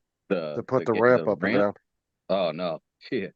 Muscle that thing into place. It folds in half and then it's got like another cantilever thing with wheels on it. That kind of just carried the weight in the middle, you know, but no, it's heavy as hell. You gotta muscle that thing around. It wasn't too bad. Like at the end of each day, you could just kind of pivot it down and kind of use those wheels to move it out of the way. But when you had to fold it up and actually put it up in the truck, man, it was heavy. Yeah, you think that when you order these trailers, you think that they would kind of maybe try to Google you think they would try to like know the area that they're taking it to. That way they could discuss that with you and say, hey, we might not be able to get it in there and come up with a game plan. Yeah, and I kind of told them that when I ordered it, you know, I said, I'm a little bit worried about the driveway, you know, and they said, well, we'll try to get it there. And if we can't, we'll just have to bring it to our yard and you take it from, you know, you do what you can with it from there with your stuff. So that's probably what I'm going to do. I'm probably just going to hire some movers to go up to that Oh yeah, because if they get a Actually, little you know what I could small, do? What I could do actually is I could have them try to bring it down and try to deliver it up the hill. And if they don't, down a couple miles down the road at the intersect at the T, there's a big gravel parking lot that nobody uses. It's just like a side, nothing, you know. So maybe I could have them drop it there, and then the movers can just, you know, back and forth. Then they could just bring one truck. That'd be good. Do a couple trips, but they could just do one truck. the only thing that sucks too though is that if they try to get it up your driveway, once they're going up there, they're going to be stuck going all the way up because they won't be able to back out, will they? No, there's like 2 acres to turn around up here. No, I'm saying, Yeah, but on the way up the driveway, there'd be no stopping once they start, right? Yeah, they wouldn't be able to back down. You're right now. Yeah. They would That have would- to, they'd have it's all or nothing. Yeah, that's the only bad part. And it's One of- not super wide, like it's, you know. Yeah, I wish it was a little straighter and a little less tree coverage, but it's a beautiful drive up the driveway. Just like, holy shit, I live here. But one of the things about the rural area that you got to deal with. Yeah, some And people's so much, and driveways. everything's so much further too. Like, I mean, back in Houston, it was like half a mile to the grocery store, a mile to Walmart, you know, wife was a mile from work. Both the kids are a mile and a half from school. Like, everything's close. Now it's like 18 minutes to get up out the holler. You know what I mean? Like, just to get up into town. Now, is the town that's like close to you, is it kind of small or? Yes. Is it, like Yeah, how many people do you Maryville. think it is? Maryville, Tennessee, I think it's 30. I looked it up. I think it's 33,000. And Spring, Texas, where I moved from, was 66,000. So it's right about half. Yeah, that's not too bad. Then. Yeah. And then Knoxville is about. Is it like one of those 35 miles picturesque? north. Is it one of those picturesque towns? Oh, it's gorgeous, dude. It's every turn. You're like, holy shit, look at that mountain. Look at this freaking. It's Dude, everything's a postcard out here. Ron Lockwood was showing us this town he went to. I don't remember where it was at, but he went there when it was snowing during Christmas, and he took pictures of the town, and that shit looked like it was straight out of a Hallmark movie. Yeah. I was like, man, you don't ever see that, hardly ever. Probably somewhere in Wyoming or something, Utah. He's out there a lot. Yeah, it was just this like Or really Canada, he nice goes little to- mountain town. Nice. And it just was so picturesque looking. Hey, Paul, what'd they do? Tell you couldn't park there, run you out? No, I found a parking place, but it just was so jammed up with people. I can't take off and fly and stuff. And You only need about 5 feet. yeah, but you got to come back and land and change batteries. You only need about Well, 5 feet. Was there large groupings of people, or are they real spread out? Oh, they're all sitting down there in lawn chairs and everything else. No, I'm talking about on the water. Oh, nobody's in the water yet. Well, you could always just go down there and hold your drone over the side and just video like that. Yeah. I mean, you don't really I necessarily. thought about pulling up on the grass down there, but they decided not to do that.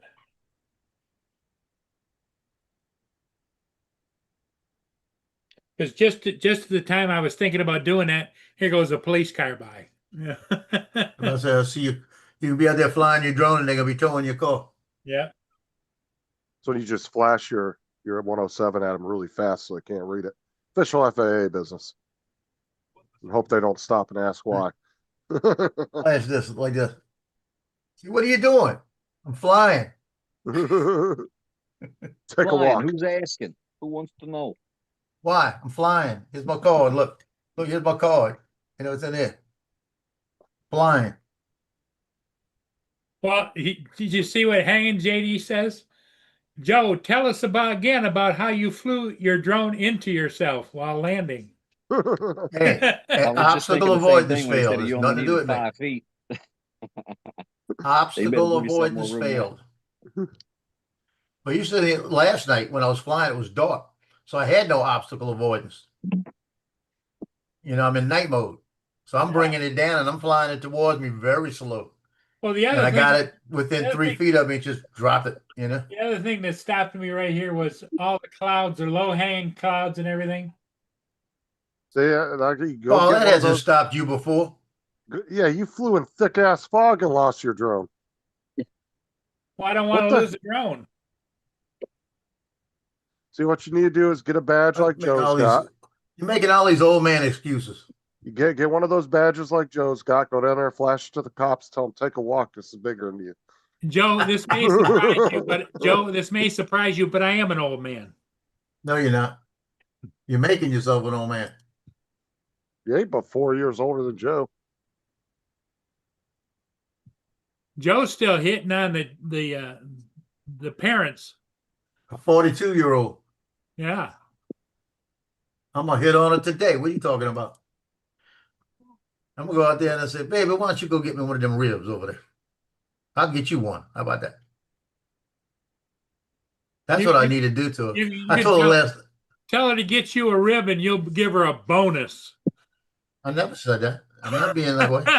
I told her last night. I went over when she was closing up the skipper shack, and I said, I just want to let you know you did fabulous today. I said it was a fabulous organizational things you did.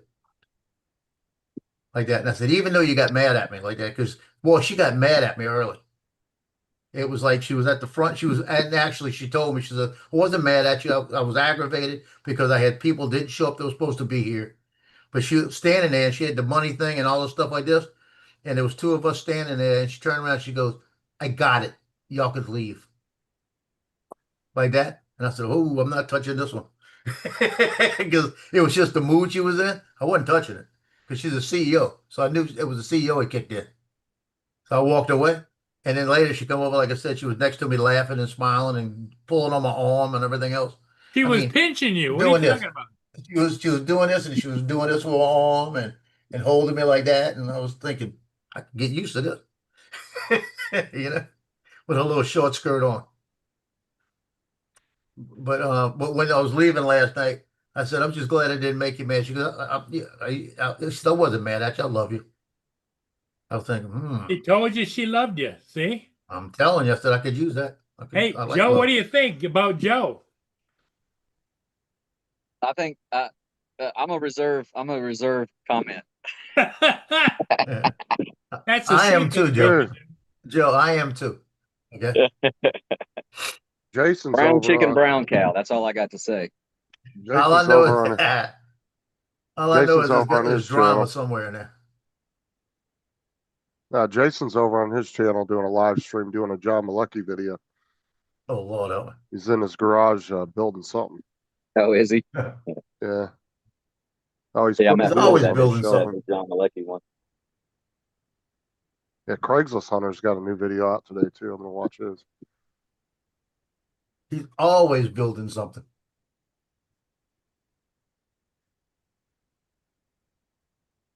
Well, the New Orleans Saints play the Jacksonville Jaguars today.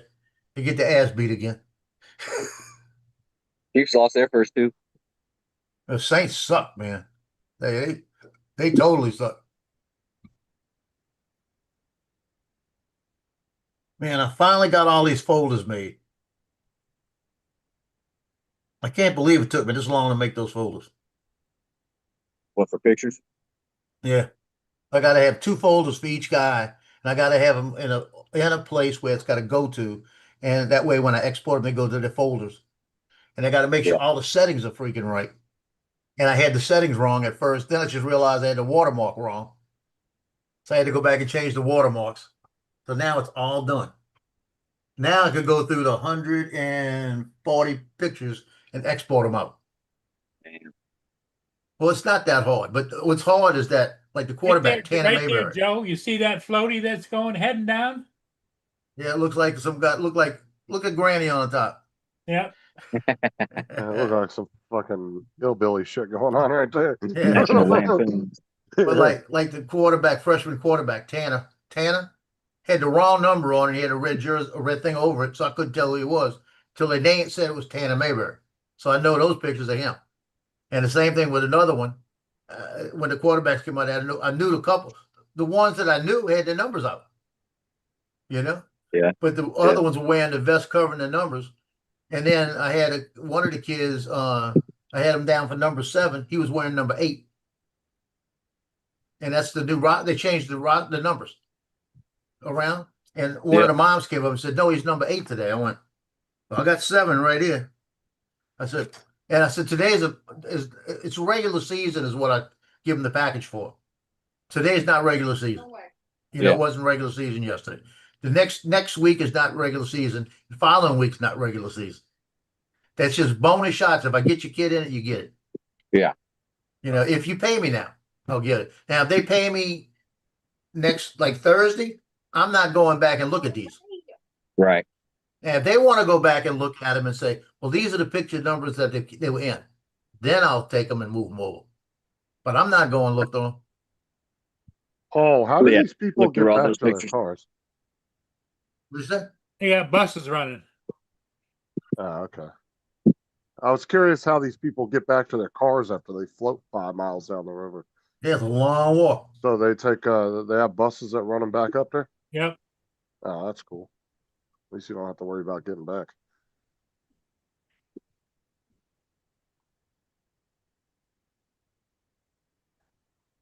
Well, I think I'm gonna walk down the hill and get some exercise.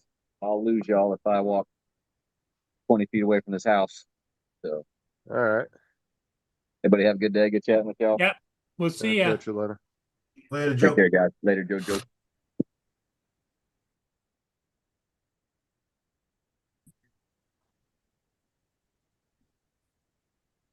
Yeah, I don't know why people are filling those floaties up before they Yes, get there. I Just take a little plug-in air compressor for your car with you. Got them all fucking blown up, tied on top of their vehicles.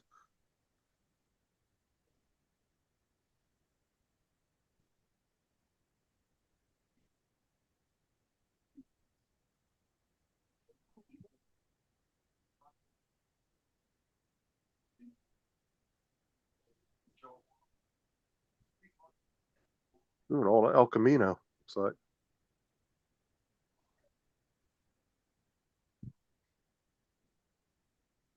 I'm not finished these damn things. I'm actually surprised none of the car companies have remade a car like that. Like a newer version of one of those.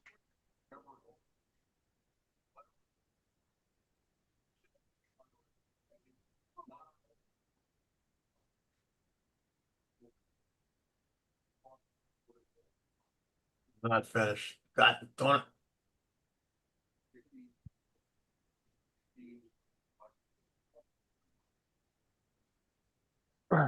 Oh, I gotta see if Wick messaged me back about that video he was gonna do. Nice. Yes, he did it. Sweet. All right.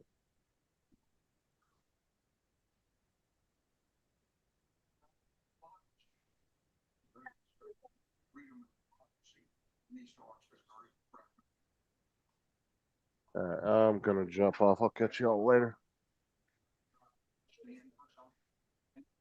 Good. Bye, Paul. We'll see ya. Yeah, we might want to close it down. I'm gonna show you guys a video. I went back looking for some videos, and I'm gonna share a video real quick. Okay. I think I am.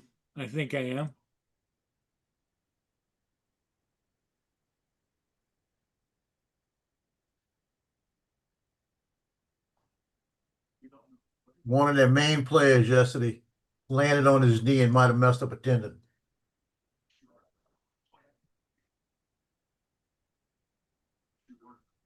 I don't think I can share it. I don't know why.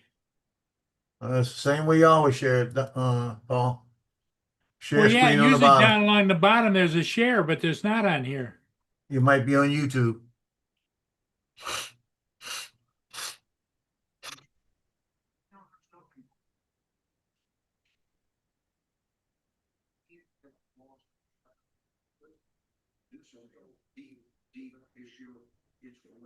Always the same, Paul. play out, given, as long as they're going to continue to strive to restore the boundaries. So we know. And Europe is our greatest investment partner and our greatest economic trade partner. And so when you look at the value of Europe, simply can't say of these Ukrainians, it's not up to them. So these things for 75 years, almost 80 years since the end of the United States has built this world. General, I've got less than a minute left. Trump obviously loves these TV spectacle, face-to-face on doesn't always lead to No, it doesn't look like I'm going to be able to. Now I'm so screwed up I can't even get back to shut it down. You got to look at the bottom. You'll see the little blue thing. It says ZM. CM? Yeah, it should be all the way to your right. No, I got a speaker, I got a microphone, I got internet access. Somewhere you got a ZM on it. It's on Bluetooth. everybody's.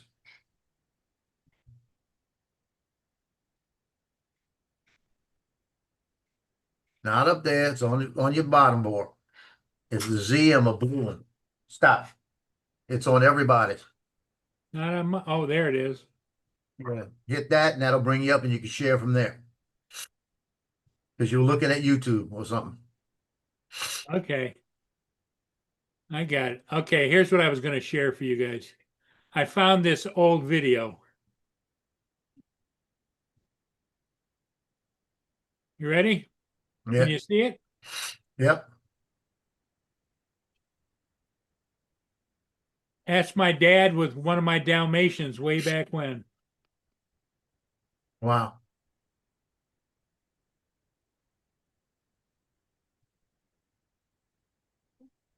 Looked like he was just starting on Boston Cream. That's Digger. Same house? Yep. Yeah, no squirrels too. Look at that. Your dad was smart.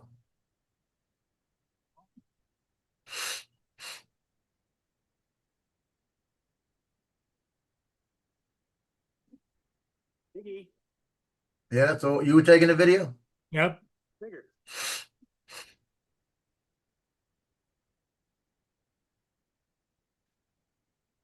He acts That's a like beautiful- Boone, doesn't he? A beautiful dog. He wants to go for a walk. The hell with the camera. Yeah. He said, let's go. Now he's wrapping himself around the tree. Yeah. Ready to go the other way.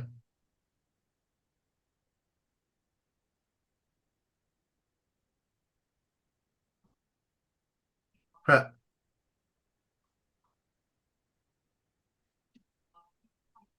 Now he's wrapping around your dad.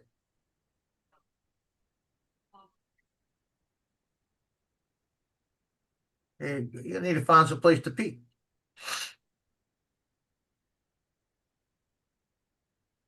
They're going out to the schoolyard. Yep. That was cool. Yep. That's old. Okay, I guess we'll end it. Yeah, I won't be here later. I might, depends on how long I'm out there. Okay. So. Okay. Thanks, Joe. See y'all later. All right. Bye-bye. Bye.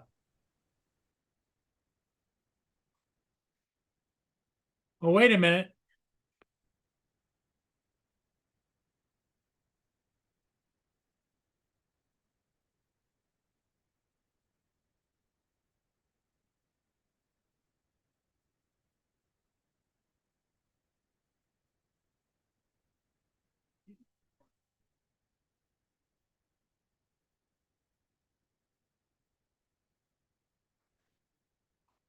There's Digger with my dad.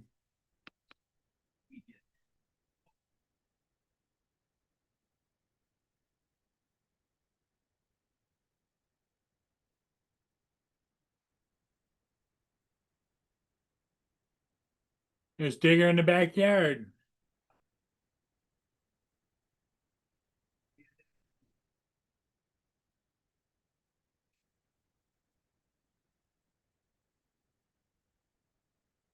I don't have to tell you that any of you were there carried by CBS. New York Times is defending its reporting on